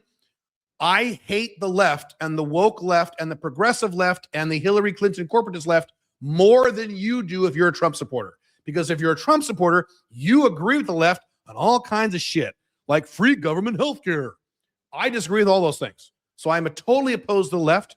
I've been opposed to the left since the early 90s, before many of you were born, just to give you context. But just because the left is wrong, and they are, and just because the left is insane, and they are, doesn't mean Trump is good or the right is correct. They've lost their fucking minds, and they lost their minds a long time ago, around Obama's second term, when you guys lost the culture war. Okay, so with that context, when people voted for Donald Trump back in 2016, most of them didn't realize they were voting for someone who would destroy their country, who was bad for their country. They thought Trump would, stupidly, he's going to build a wall. I said, no, he's not. Yes, he will, Caleb. He said so. And then you all look like idiots, and I was right. Okay. We've now moved into the next phase of collapse, cultural. Again, we're in the phase of cultural, economic, and political collapse, not technological collapse. Technology will continue to get better, for better or for worse. But we're in the next phase now of political collapse, where now people on the left have already done this. People on the left already support people they know are evil. So left-wingers support Gavin Newsom, even though they know he's evil. They don't care because they're insane. People on the right historically have not done this. They've supported evil people by accident. This is now in 2025, this has now flipped. And what has happened now is two things. One, when Jimmy Kimmel got canceled temporarily, the right said, yay, we hate free speech. Fuck free speech. We don't care. And they said, and many right-wing podcasters, pundits, people on the internet said, yes, we're supposed to be free speech, but you know what? Now, fuck it, I don't care. Jimmy Kimmel fucking sucks, and the left deserves it, so fuck it, I don't care if I'm not for free speech anymore. Problem number one. Problem number two is Nick Fuentes. So Nick Fuentes, I believe, is the second most popular live streamer in the world, who thinks that Hitler is cool and Stalin is cool. But Caleb, he said very clearly, I know he said that he's not for genocide and all that shit. I know. He talks about having an Aryan uprising and all this shit. So now you have a lot of young, angry right-wingers who say, yes, this is racist. Yes, this is evil. I don't care. Just like Nick Fuentes said on Piers Morgan, yes, Piers Morgan is a fucking moron. Yes, but just because Piers Morgan is a moron doesn't mean Nick Fuentes is right. Nick Fuentes went on Piers Morgan and said, yes, Piers Morgan, the typical fucking baby boomer. Are you a racist? And Nick Fuentes says, yeah, I'm a racist. Yeah, whatever. I can't believe you said you're a racist. Both sides are wrong. You have the stupid left-wing baby boomer who's clutching his pearls about racism. And then you have the little Nazi Nick Fuentes says, yeah, I'm a racist. Who gives a fuck? Fuck you. Okay. So now you have people embracing evil when they know it's evil and they don't care.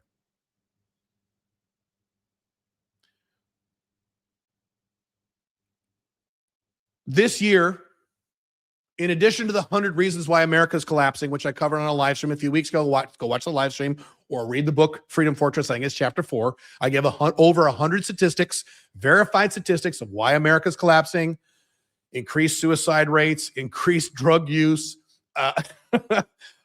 reduced attention spans, lower IQs, increasing skyrocketing federal debt, increasing personal debt, all those things, okay? In addition to all of that, you have all the things that Trump did this year. He's jacked up the tariffs. He's destroyed entire sectors of the economy. I work with people who sell stuff online because that's what I do. And I work with a bunch of 7-figure, 8-figure guys. And all of them have noticed past several weeks. Now, I have not had this problem, thankfully, because I have a good audience. But all of them noticed that sales have gone down. And they all get together and they talk about why. And the number one reason they all tell me is the fucking tariffs. And these are people who support Trump. The fucking tariffs. Everyone's scared and terrified. Everything's expensive. And then Trump bombed Iran for literally no reason because Israel told him to. And then the Epstein files. And then the H-1B visas. And then the big, beautiful bill where Trump increased spending by $4 trillion in one bill, more than all the money Joe Biden spent the entire time he was president. And then Trump kicking out Elon. And okay, I could list all those things. If I say these things and all you have is Kamala would have been worse, you're fucked. You're fucked. You're fucked.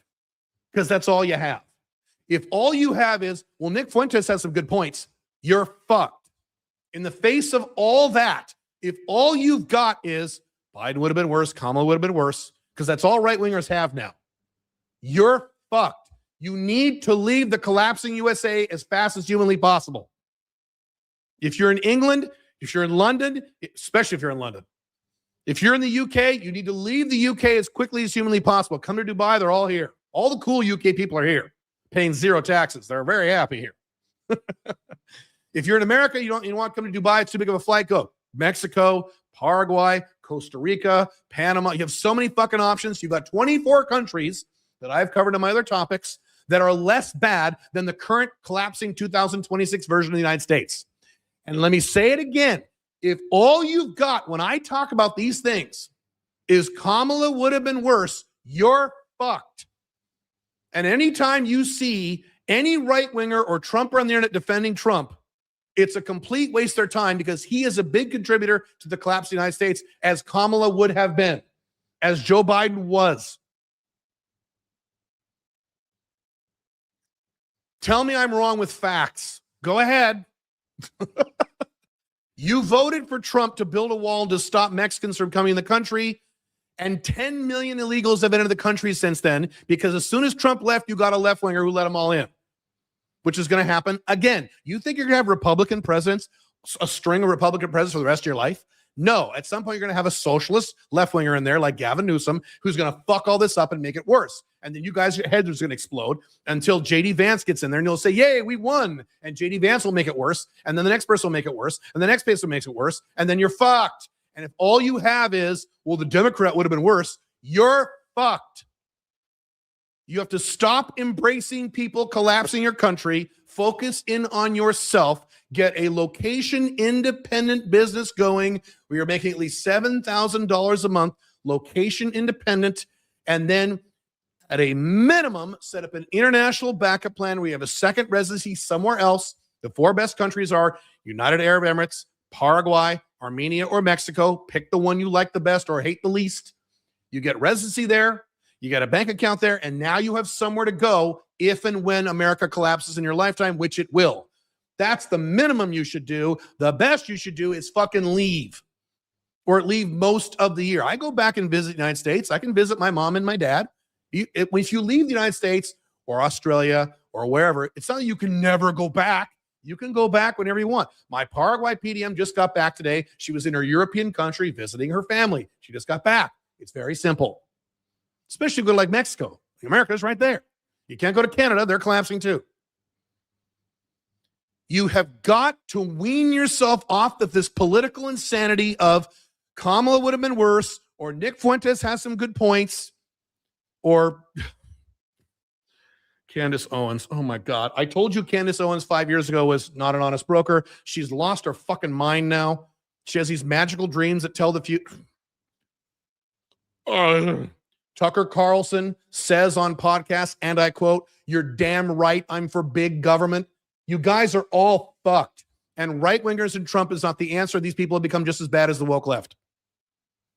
And if you say they're not quite as bad, again, you're fucked. If that's what you have. This gigantic tsunami, 10 miles high, is right about to crash into your city, right about to crash in your home, and you look up and says, well, Kamala would have been worse, and then you're dead. You've got to wean yourself off this stuff, guys. And most of you won't. Most of you listening to the sound of my voice, in the next stupid presidential election in 2028, when it's J.D. Vance, I don't know who it's going to be, but likely it's going to be J.D. Vance against someone like Gavin Newsom. Oh my God. J.D. Vance, who is there because of Peter Thiel, who I showed a clip of just a few weeks ago, where the interviewer said, humanity has a right to exist, right? And Peter Thiel's like, okay. That's the guy behind J.D. Vance, and that's who you dumb fucks are going to vote for in 2 or 3 years. Because you're going to say, well, Gavin Newsom would have been worse, or so-and-so would have been worse. You're fucked. You're fucked. I have talked to several people in the last few weeks. Several people. Some of you might be watching this. Some of these people aren't going to be watching this. In several of my companies. Pro-Trump supporters, right-wing, conservative-y, Republican-y guys who like Trump and hate the woke left. I've heard this from 3 people who directly said this, and another 2 implied this. They're like, America, this problem, that problem, this problem. And they go, Trump, I can't believe I'm saying this. They said this, not me. Trump fucking made it worse this year. These are pro-Trump people. If you think Trump is amazing, keep voting for Trump. Well, you can't vote for Trump anymore. He's gone in 3 years, 2 years. Great. You really are fucked. Just like these feminists who think that we should be more socialist, and thank God New York is being run by a communist. Yay. Those people are beyond help. If you have this inkling that maybe things are getting worse, even though you keep voting for horrible Republicans, it's time to leave. Can you leave America tomorrow morning? No. What I've said, I've been very consistent about this. Make plans to move out of the United States within 18 months. That would be the summer of 2027. Now, in my opinion, you're already way past due. You should have moved out years ago like I did. But okay, you haven't done it yet. I'm being nice. Anyone listening to the sound of my voice right now can leave the collapsing West within 18 months. There's no excuses. I don't care what your excuse is. The only valid excuse is if you have a little kid with an ex-baby mama and you can't get baby mama to leave the country and you want to leave your kid. 99% of you do not have that problem. You don't even have kids. So that's the only excuse I'll accept. Other than that, you have no excuses. You can leave within 18 months. You can leave within a year and a half. Some of you can leave within 6 months. Some of you fuckers can leave within 3 months, but you won't because of all your usual bullshit excuses.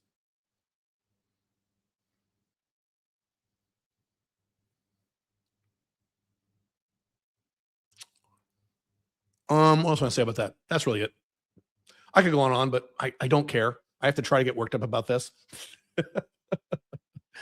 Last thing, spiritual stuff. How we doing on time? Perfect. All right. Cover some spiritual stuff, then I'll do the card, we'll do the drawing, and then we'll wrap this up. I'm going to give you an overview. I have some notes here. Let me pull these up really quick.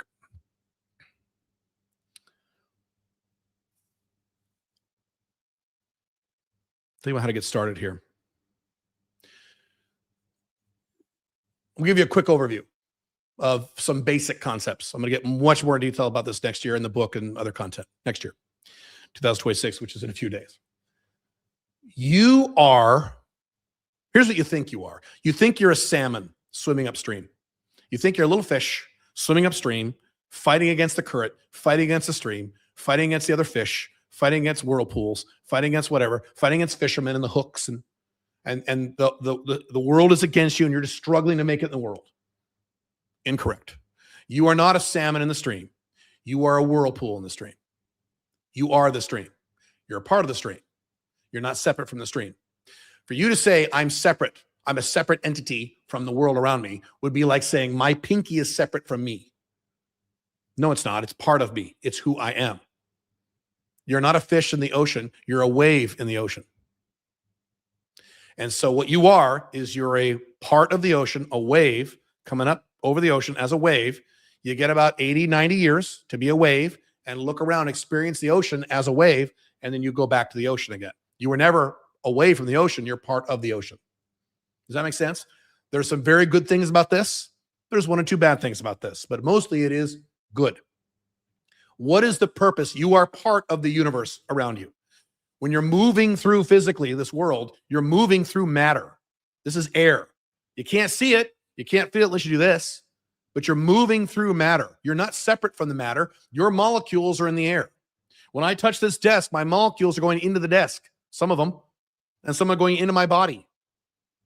I'm not separate from the desk. I'm not separate from you. When I go outside and I see other people, even if they're Muslims or people from India or Pakistan or Asia or the white people from Europe, I'm the only American in Dubai because Americans are scared of Dubai because they're pussies. I am not separate from those people. They're all part of me. I am not just connected. I am part of them. I'm speaking literally. You are a part. I'm a part of you. We're connected. We're the same thing. We're connected to the universe, or you could call it God or Allah, whatever term you want to use for it, doesn't really matter. Now, what is the goal of the universe? Since you are a part of this universe, what's the goal of the universe? Can we determine by looking at the universe through scientific data and observation and history, can we determine or extrapolate what the universe wants? Not what God wants. God's different because you, especially if you're a Christian or Muslim, you think God is a separate thing from the universe looking at the universe. I do not believe this. I do believe the universe was created by someone or something or some things. I believe in intelligent design. That's where I agree with Christians. Do I think there's a big guy with a beard with a little notebook and he's looking down at me and says, oh, you said, God damn it, that's a sin. You're going to hell. No, I do not believe that. That's a fantasy. Human beings made that up.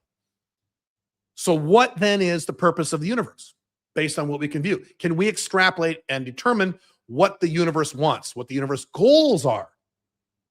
Yes, we can. If you look at the biological world, if you look at animals, if you look at the formation of the earth, if you look at evolution, if you look at plants growing out of the fucking dirt with nothing happens, they grow by themselves. The formation of stars and planets and galaxies, the fact that galaxies are moving away from each other, but they're not just moving away from each other. The speed at which they're moving away from each other is accelerating. Okay, when you look at all that, we can very clearly understand what the universe wants. It's called increase. The universe's goal is to increase. That's why the universe is here. It's not entropy, it's increase. One of my favorite videos to watch, I mean this, I love watching these things.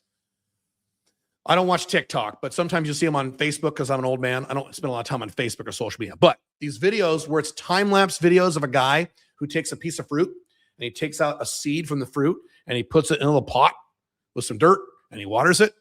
And he does a time-lapse video of it growing into this plant, like within 100 days or 200 days or 250 days.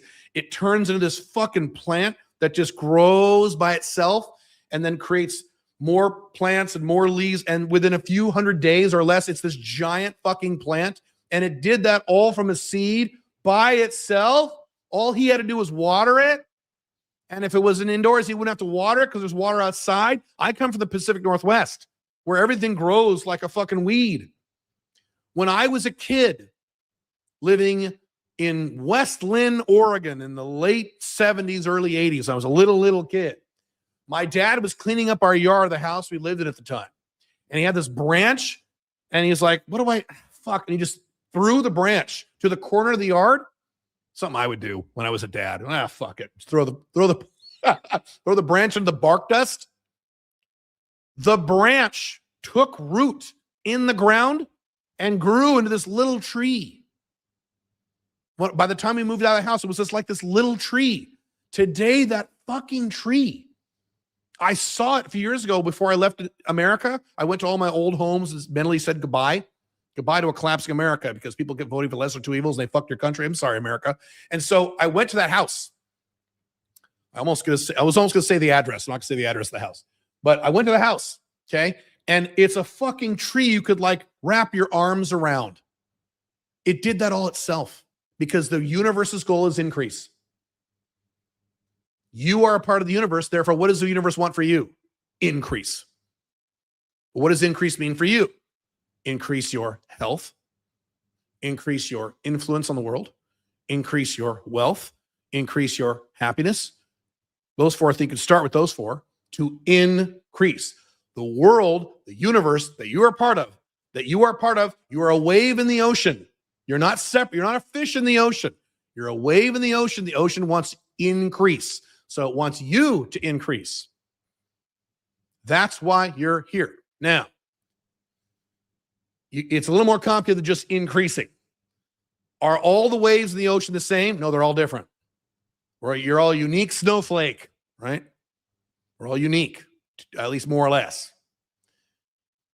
So that means two things. One, if you don't increase, if you say, I'm not going to increase, I'm going to smoke weed and jerk off to porn and play video games all day and bitch on the internet about Trump or Biden.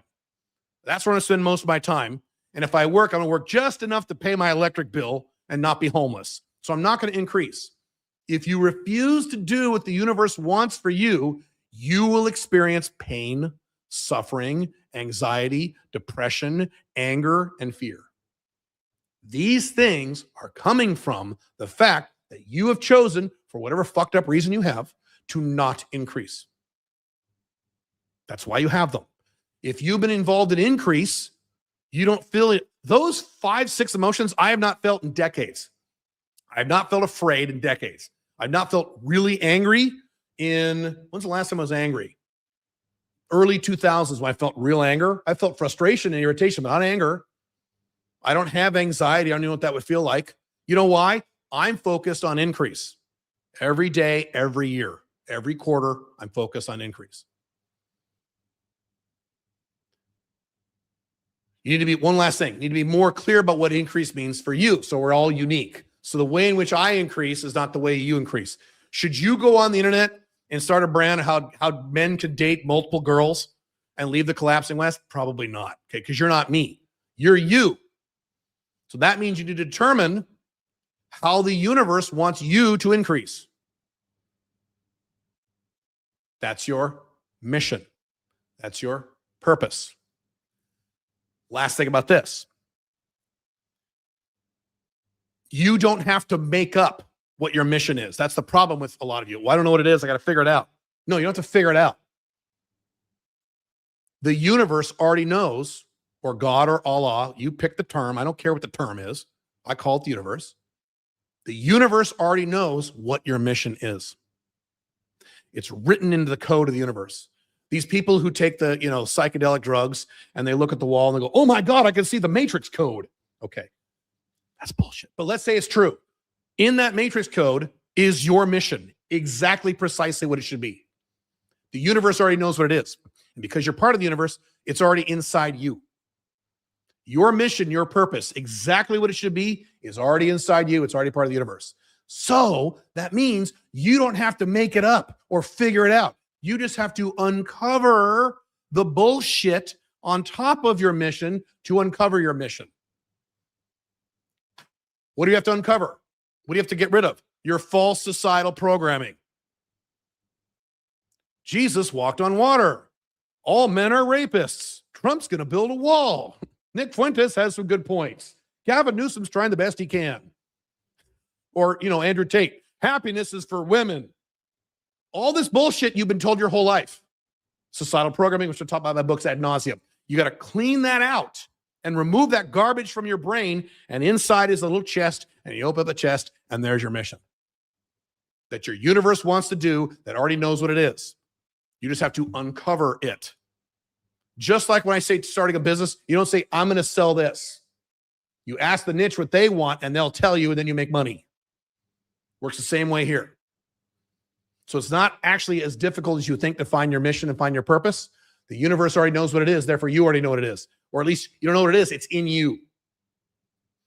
You just got to uncover all the anger, frustration, anxiety, fear. You got to get rid of that shit, at least temporarily, so you can dig into your brain, dig into your soul, and pull out your mission, because it's there. You don't have to make it up. It's already there. I already figured out my mission is a long time ago. That's why my life is so good. And under normal conditions, you could just kind of fart around and not deal with your mission. As I've said many times, if this was America in 1953, you don't have to worry about any of this stuff. You're fine, even if you're a pussy beta male. You had a great life back then. In the era of collapse, you must do this. You don't have a choice anymore. That's why I start out saying you can't keep embracing evil. That's it. There's a lot more to this. I'll give you an exercise. I'll leave you this exercise, then we'll do the drawing.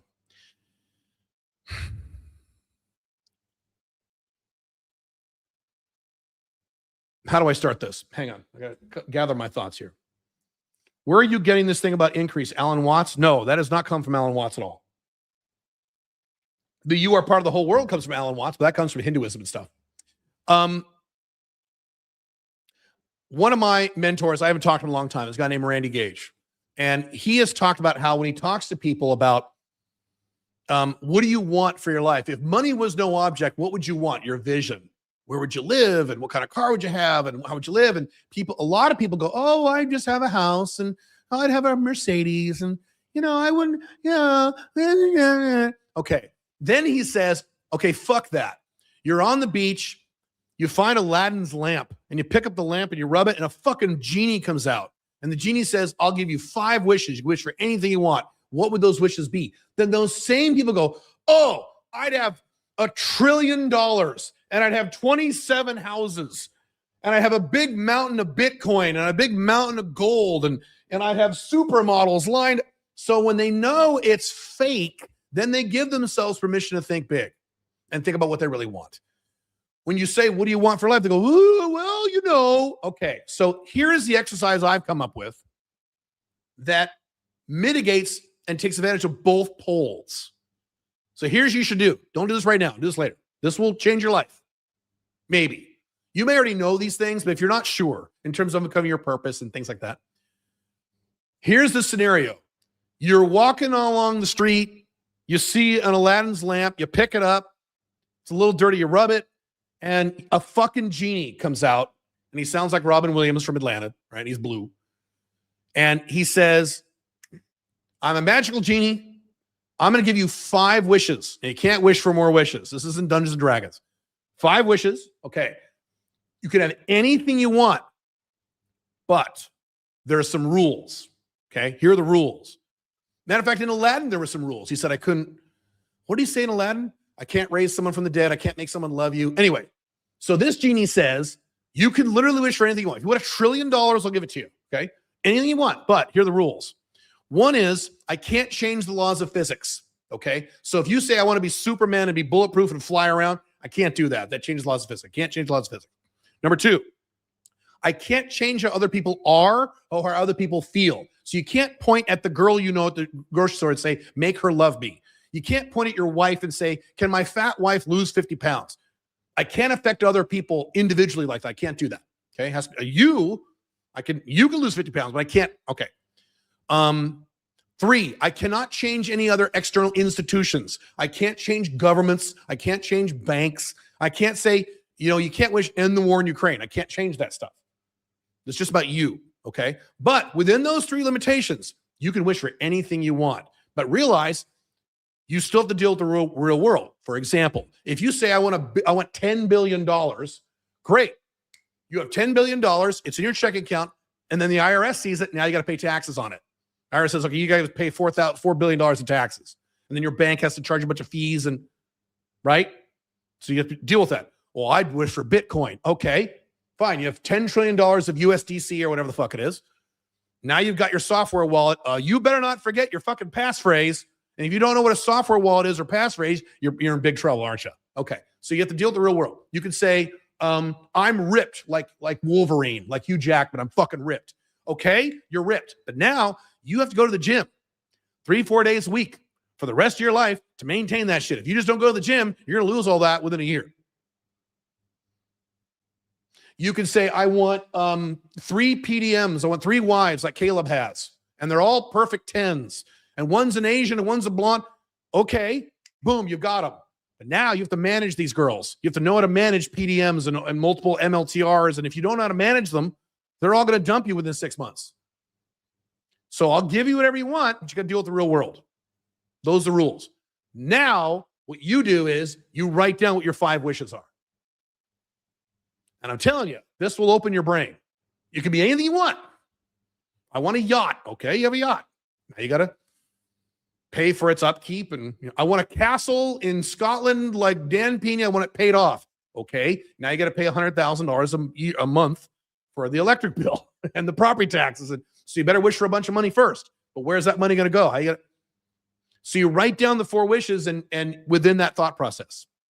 And that gives you a clue as to what you really want in your vision, which gives you hints for your mission. Make sense? You should do this.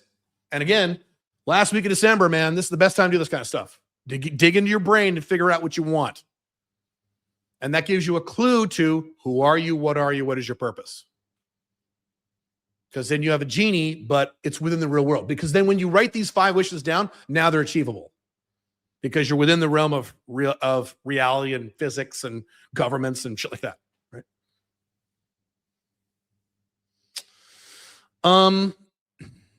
Okay. Last code. You ready? I'll move it around the screen. Those of you seeing on the phone. Don't say it. Don't put it in the chat. Here it is on this side of the screen. Here it is on this side of the screen. It's one of my favorite words. No, the word is not sex. Here's the bottom of the screen. Here's the top of the screen. Okay. So the link you want to go to, we'll do the drawing right now, and I'll do some questions. Let's see. Let me share that. Share that screen again. We'll do the live drawing now. If you're watching the replay, go to this link now, plug in the things, and then we will do another drawing for those watching the replay Tuesday night. If you did not make the full live stream, tinyurl.com/Caleb contest. You need to go there, put in your name, your email address, go there right now. Those of you on live stream, there's a bunch of you. Go there right now because I'm going to give you 2 minutes. I'll answer a few questions and I'll do the drawing. You have to put in your name, email address, and the 3 codes that I gave you during this live stream. Cool? No, you cannot answer. You cannot enter twice. And the drawing is, what's the drawing? What are the prizes? I'll give you the prizes again here. The prizes are, there's the prizes. $50 credit, $300 credit, 30-minute one-on-one coaching call with me in January. And I'm going to do the drawing right now in about 5 minutes for those of you who are live. And then for those of you watching the replay on YouTube, get this done before Tuesday night. I will do this Tuesday night. tinyurl.com/Caleb contest. Go there right now. Go there right now. If you're watching the replay, go there right now. If you're on the live stream, go there right now. Plug your shit in. Let me answer some questions. How you guys doing this?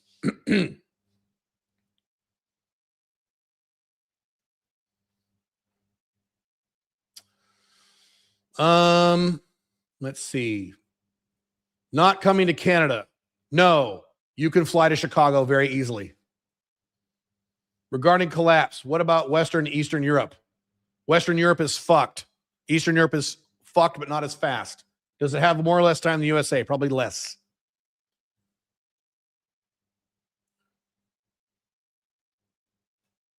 Trump has probably a year with the political power left to do anything.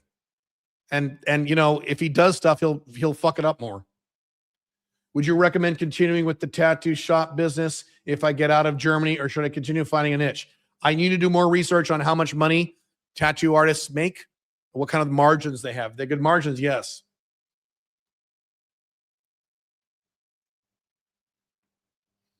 If I don't have location dependent business, make it. By the way, go right now and enter. Go right now while I'm doing this.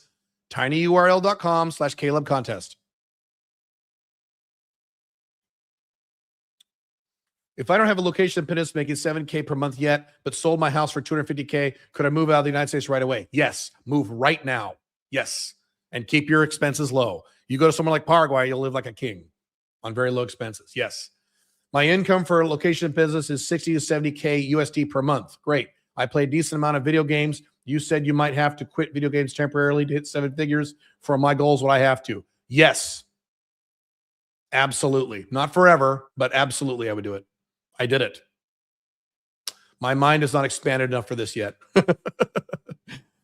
Jay Abraham, borrowing ideas from one industry, applying them to other industries, and that think completely differently. Yes, agree. Can the $500 credit be used for your existing products on any of the live events? Anything I currently sell that is available, you can use it for. Are you a non-dualist? No. This sounds like Aviata Vendata. I don't know what that is.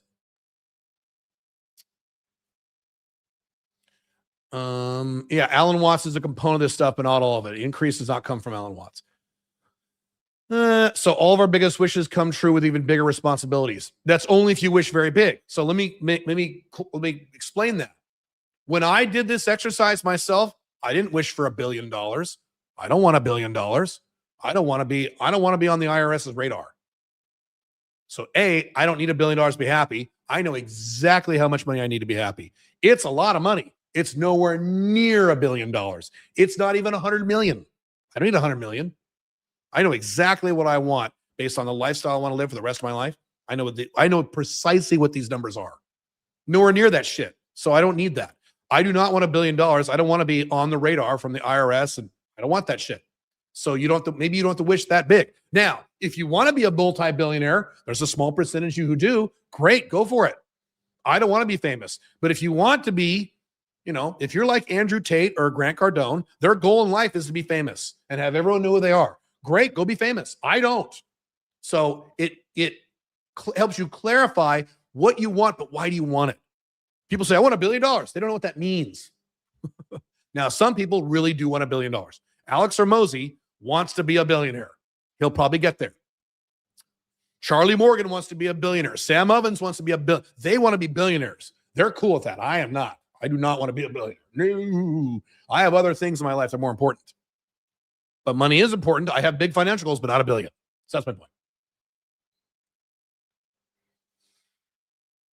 My wishes are on the money to spend on the best coaches. I agree with you.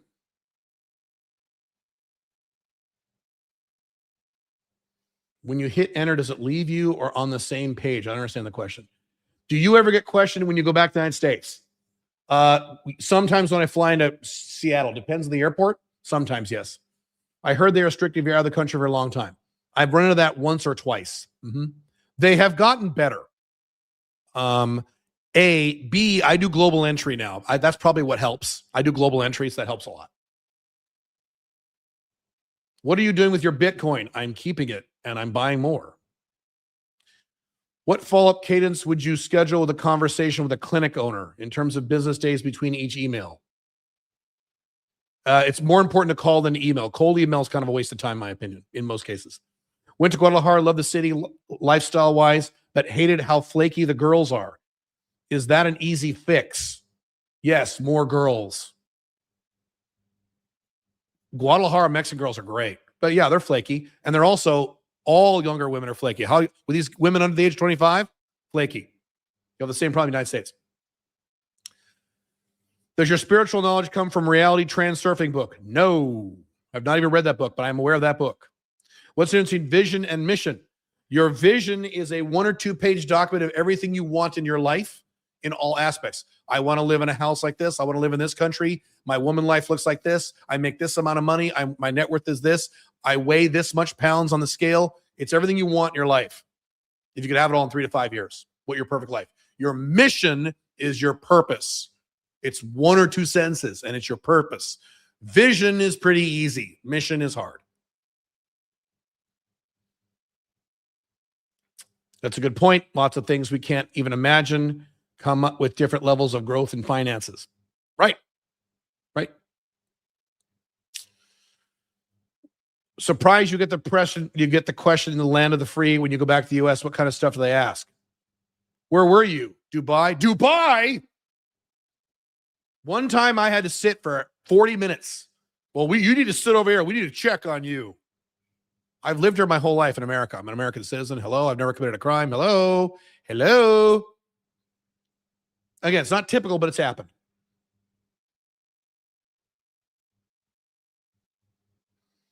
America's not the land of the free. Well, at least it sucks. I tried cold calling, but my conversations were mostly receptionists and practice managers. Yeah, that's normal. It's called gatekeepers. You need to learn how to get past the gatekeeper. Correct. In this case, would cold emails directed to the owner work? Cold emails are very poor.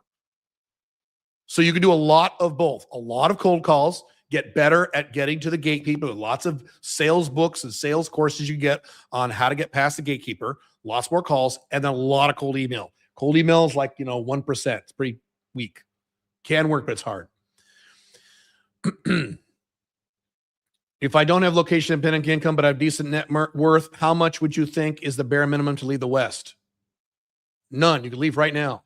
Thoughts on minimalism? I'm relatively minimalist. I don't own a car. I live in a 1-bedroom apartment. I have 4 shirts. I'm relatively minimalist. I think it's great. That's my opinion. It's not good or bad. Is it part of your vision or just a mechanism to achieve hyper flexibility? It's part of hyper flexibility. I want to be hyper flexible. Yep. Thoughts on silver going ham right now? Thank you for this gem of stream. You're welcome. I own silver. I have for a long time. I've been talking about silver a long time. Yeah. What financial level starts attracting negative attention?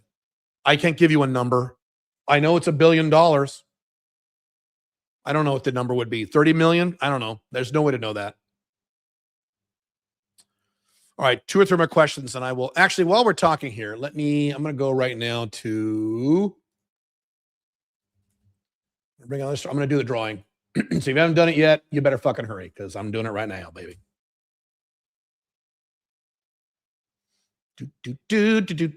Hang on.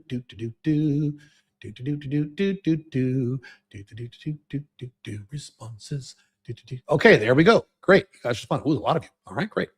All right, here's what I'm going to do. I'm going to, let me turn this off here. I have a big list of names. I'm going to just scroll with my mouse wheel and just close my eyes. I'm not looking and just point at one and touch one on the screen. Okay, this is what I'm going to do. Okay, I got to write this down though too. Hang on. Wasn't prepared for this. I'm just going to say your first name. I'm not going to say anything else. Okay, so you know who you are. You'll be getting an email from my team within the next 24 hours. All right. This is the 3rd prize for a $50 credit from anything I have. Okay, I'm scrolling up and down. I'm not looking. I'm going to touch the screen. Hang on. I'm not going to say your name because it's very foreign sounding. It starts with an N and it ends with a V. So you just won $50 credit. Now, go back. This is the What's the next one? $300 credit. Okay, hang on. This is fun. I feel like I'm on a game show. Okay. Scrolling my mouse wheel up and down. Okay, yeah, okay. I'm not going to look. I'm going to touch the screen.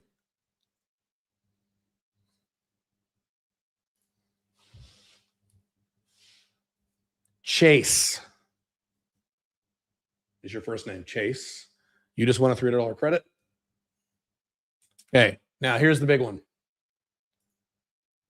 Here's the 30-minute coaching call with me sometime in January. Hang on. This is kind of fun. Maybe we should do this more often. Maybe we should do, the next one should be like a Lambo. Okay. Okay, hang on. This is kind of I'll have to have a more high-tech system for doing this next time. Okay. Hang on to make sure. Wait, why is it not going? Oh, here it is. Okay. Scrolling up and down. I can see on my peripherals going up and down. Touching the screen. Adam. I'm not going to say your last name. You just won a 30-minute coaching call with me. Okay, if you're watching the replay of this, you'll get an email if you win, because I can't announce it. I guess I can announce it on my YouTube, what do they call it now? Posts. I guess I could do that. I'll do that. Will that work? Cool. All right. I can answer a few more questions. How are we? 3 hours and 10 minutes. Perfect, baby. Cool. All right. There wasn't 24 people. Incorrect, dude. A lot more than that. Give me a few more questions and I'll answer a few questions, then I gotta go.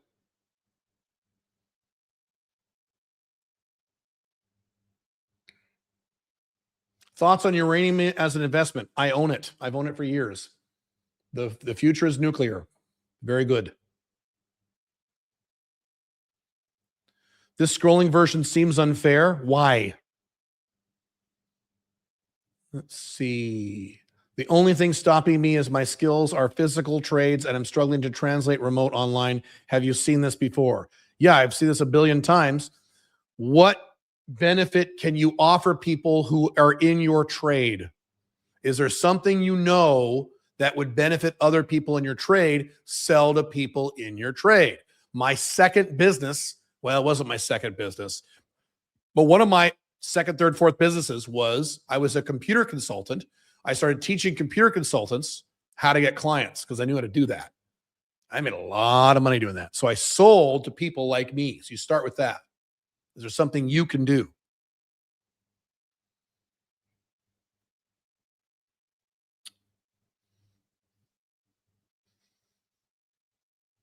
For clarity, we cannot enter Tuesday raffle if we enter today's, correct? That is correct. You can't enter twice. That would be fair.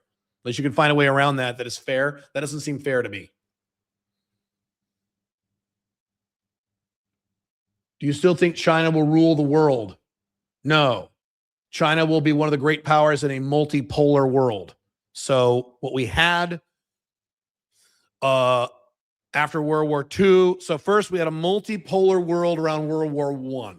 You had lots of little superpowers, okay? Very multipolar.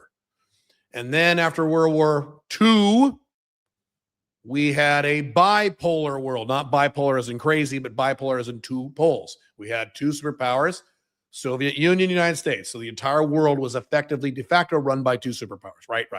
Okay. Then as of early 90s, Soviet Union collapsed because it's communist. That's what happens when you embrace communism, you stupid people in New York. And so then it was a unipolar world. The United States has de facto run the entire planet Earth since 1991 up all the way up until 2020s. And then what you're going to have is a collapsing USA and a rising Asia, specifically a rising India, rising China. Russia's going to bounce up and down. Brazil's going to bounce up and down. So you have several different poles, multipolar, which is good. That's actually good news. I don't want the world being run by one thing. That's very dangerous. Or by two things. I'd prefer several, and then I have an option. and they leave and they fight each other and they leave me alone in Dubai and Paraguay. So kind of like it. What was the best stock you ever invested in? I don't invest in stocks. I don't do stocks. Not my thing. Asian tech professional who moved to the West for money but missed home, moved to Southeast Asia. I don't understand your question. If we quit our job, how do we accommodate for benefits, health insurance, 401k match, etc.? Okay, that's an employee mindset question. How do I get my 401k if I quit my job? You don't. You invest yourself. You don't get a match. But I like my match. Then be a slave the rest of your life. Health insurance, you pay for it yourself. I buy my own health insurance. It's called a health savings account. If you're an American, it's real easy. But I don't want to pay for my own health insurance. I want my boss to pay. Then have a job and be a slave the rest of your life and have AI replace you. Okay, that's fine. Why internationalize is CRS, CARF, and global, and the OECD will just force all non-compliant jurisdictions into line. They won't force all non-complying. They'll force the big non-complying, like Dubai. They won't force Paraguay to do anything. They won't force Belarus to do anything. I'm not saying move to Belarus. There are lots of countries they're going to leave alone because they don't care. Paraguay's top that list. So incorrecto. How would I handle the tax situation if I don't want to live in Paraguay? Have two homes like me. Under 183 days in Mexico, under 183 days in Colombia, and spend 1 week in the middle in Panama. There you go.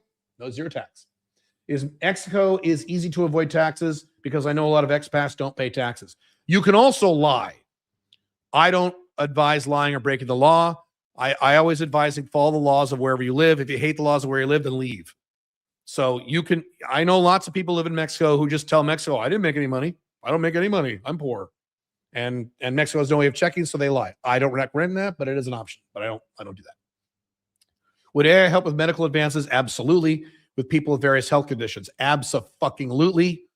It is now likely that in your lifetime, unless you're very old, we will reach a point where the average human will live hundreds of years because of AI. That is now likely. Before I wasn't sure. Now I'm saying it's likely. As long as you don't die in the next few years, a lot of you are going to die from suicide and drugs because you're going to be pissed off about the collapse of the West. Okay, so don't do that. Be healthy, stay alive. Now, that could be 20, 25 years from now. So watch what you eat. Don't drink a lot of alcohol. Take care of yourself.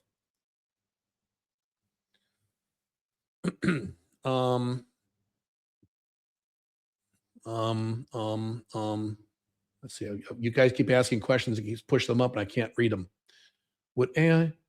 Do you have any plans, adjustments made for the collapsing population, especially in the West and East Asia? Yes. Yes. It's called 5 flags, high income, high net worth, 3 PDMs. Now I'm not affected by any of this. That's my answer. And niched income, niched business income.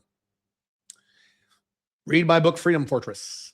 Any advice on how to stop giving a shit about what other people think? Read my book, The Unchained Man, alphamalebook.com. It teaches you exactly how to do that.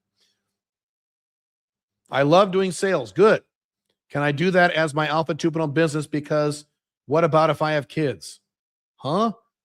I don't understand your question. Yes, you can definitely do sales as your Alpha 2.0 business as long as you're niched. And eventually you have to move into something else because salespeople will be replaced within the next 5 years. Not 2 years, but next 5.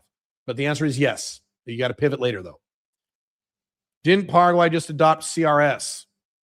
No. Getting non-CRS bank accounts or non-kit is almost impossible now. That's not true.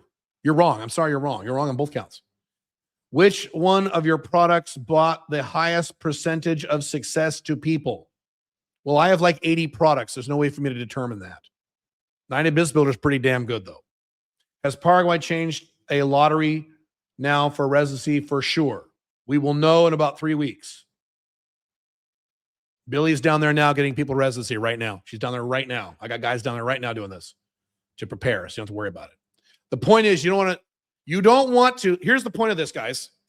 As I've explained many times, if you're going after residency for a certain country, I don't care, Mexico, Panama, even one I don't like, even if you want to go to fucking, I don't know, Cyprus or something, okay, and you're going after, you don't say, I hope they don't change their laws in the next 3 years. Boy, I sure hope they don't. No, you go get it now. But I have a job. Then you call in sick for 2 weeks and you go get it now. You tell your boss you got to take a leave for whatever you got to do, you get it now. So when it changes, you don't fucking care. I have residency in Armenia, United States, Mexico, Paraguay, Armenia, Dubai. So if they change, I don't care. I already have it. I got all this done 5 years ago. For that reason, I don't want to go, I hope Dubai doesn't change their laws. Hope is not a plan. Hope is not a strategy. What's that saying? But Caleb, you don't understand. No, I do understand. You're making a bunch of fuck excuses. I have a job, but my boss will get mad. Okay, then your boss will get mad. You can't fuck around anymore, guys. And I've been saying that for about 4 years. You can't fuck around anymore. But, I have a kid, and anyone can get off their dumb ass, buy a plane ticket, and go to Paraguay or any other country for the 2 weeks, maybe 3, but usually 2, that is required to get residency in these countries. You can do this. Don't give me a bunch of beta male puss excuses. What did I just say earlier? You're fucked. You're fucked. And if you want to make excuses to be fucked, go ahead and make excuses to be fucked about your boss or your girlfriend or your kid or your mom or whatever the fuck. Or CRS banking or... Stop it. You don't have time for this. You're already behind schedule. I've said this 10,000 times. I'm happy to say it again. A few more questions. I got to go. If I lived in the United States or Canada or Western Europe or Australia, any one of these Western collapsing countries, okay, right now, like most of you, and I did not have any location independent income, and I did not have any residencies anywhere other than my collapsing Western country, I would be screaming in terror every morning. I would be in a state of constant terror and fear. Oh my fucking God. If I woke up in your life, I'd be like, quit my job, cancel whatever I got to do, get that residency, start that fucking business. Whatever I got to do. I wouldn't say, but my boss.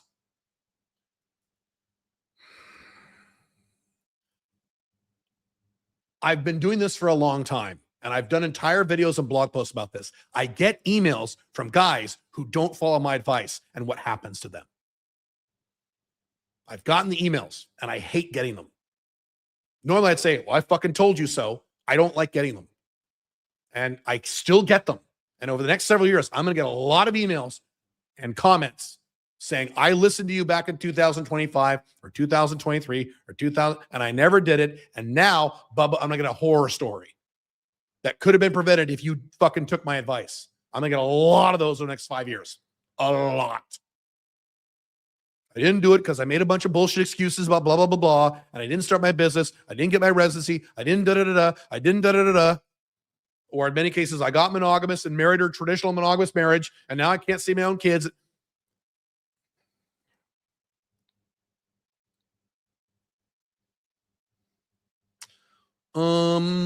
Let's see. A few more questions. Where are we here? Does UCO have 90-day business builder? I'm about to buy it. Yes, you can buy 90-day business builder. Yes, you can buy it right now. 90daybizbuilder.com. How hard would you have to work if you have a very high-end medical niche and your goal is to make 60 to 70 USD a month? How hard would you have to work? Hard. If you're starting from zero, hard. Work hard every day. What is a Caleb Christmas and 90-day business builder about? Well, if you're a 90-day business builder, show up. It's mostly going to be strategic planning for your business, niche, and then Q&A for me for business builder people. If you are in your early 20s, still living with your parents, is it a better option to start Go Time mode? Yes. Or rent a studio apartment, alone time, to have the mental space for 3.0 90-day business builder. Go time and moving out has nothing to do with each other. Those are two separate topics. You can do both. I have said many times, if you live with your parents, move out immediately. Immediately. You have no freedom when you live with your parents. I moved out from my parents in the middle of a recession, and I was starving. I could barely pay my bills. I could barely put gas in my car, and it was still worth doing because I had freedom. So yes, I would advise get the fuck out of your parents' house right now.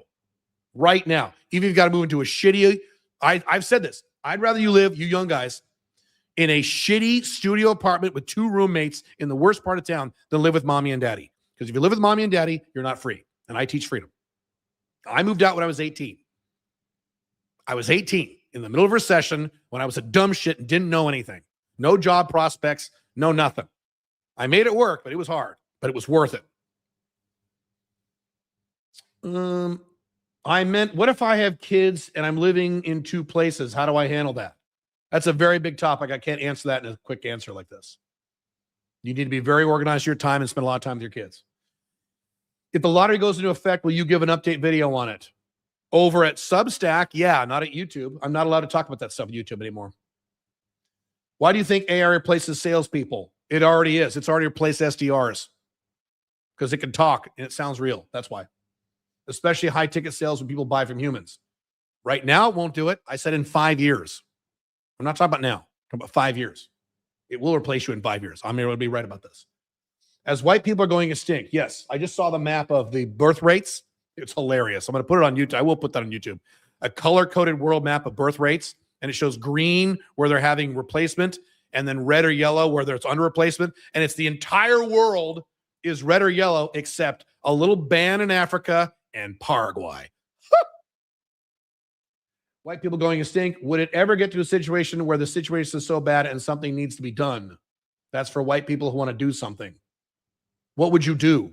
What effect do you have on the entire planet Earth? None. Focus on yourself. Most people in the collapsing West want to stay where they are. I know. That's why they're fucked. That's why my content is only for 10% of men. Yep. So they don't care. Correct. For people like us, we are trailblazers. Correct. You said Paraguay was joining CRS in 2027. Right. That sounds right. Correct. Not now. And I don't know why you're so worried about this. So what? You can still get a bank account. And you have lots of other options for other countries to get bank accounts in. I don't know why you're so worried about this. What happens when all financial privacy is gone? Oh, right.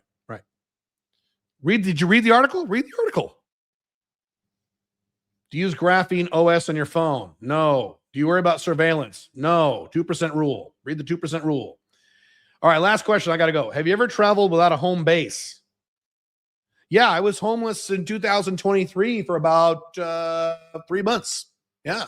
When I moved Pink Firefly back to the United States temporarily, was in the United States for a month, was in Mexico for about 6 weeks, was in Dubai for about 2 months, all without a home. Yeah.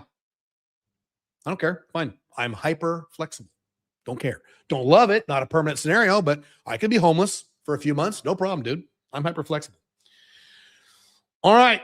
I'm going to let you guys go. If you are watching the replay, please go to tinyurl.com/Caleb contest and enter in the 3 codes and your name and your email for the drawing. I will do another drawing Tuesday night. If you want to get all of my courses or all of my new courses for a few $100, that's normally $12,000. Go to the websites I said earlier. I forgot what they were. You can watch the replay and rewind this. And you don't have time. That's my final word for this live stream, which is always my final word. You don't have time to fuck around. You don't have time to hope Trump will fix it. You don't have time to make excuses about your boss or your mom. You need to take action, build your location independent income, get your second residency, ideally move out of the collapsing West, but you don't want to, get an international backup plan, and or make plans to leave the collapsing West within 18 months, which you can do. And we'll talk more about this next year. Find your meaning, find your purpose. A lot of shit is going to get a lot worse. And if you don't know who you are, and you don't understand who you are and your place in the world and your meaning and all that stuff, you're in big trouble like the vast majority of humanity. Or I should say, the vast majority of humanity who live in the Western world. I don't live in the Western world, so I don't have these problems. I'm here to help you get out of the Western world so you can live a happy life. And that's it. See you soon.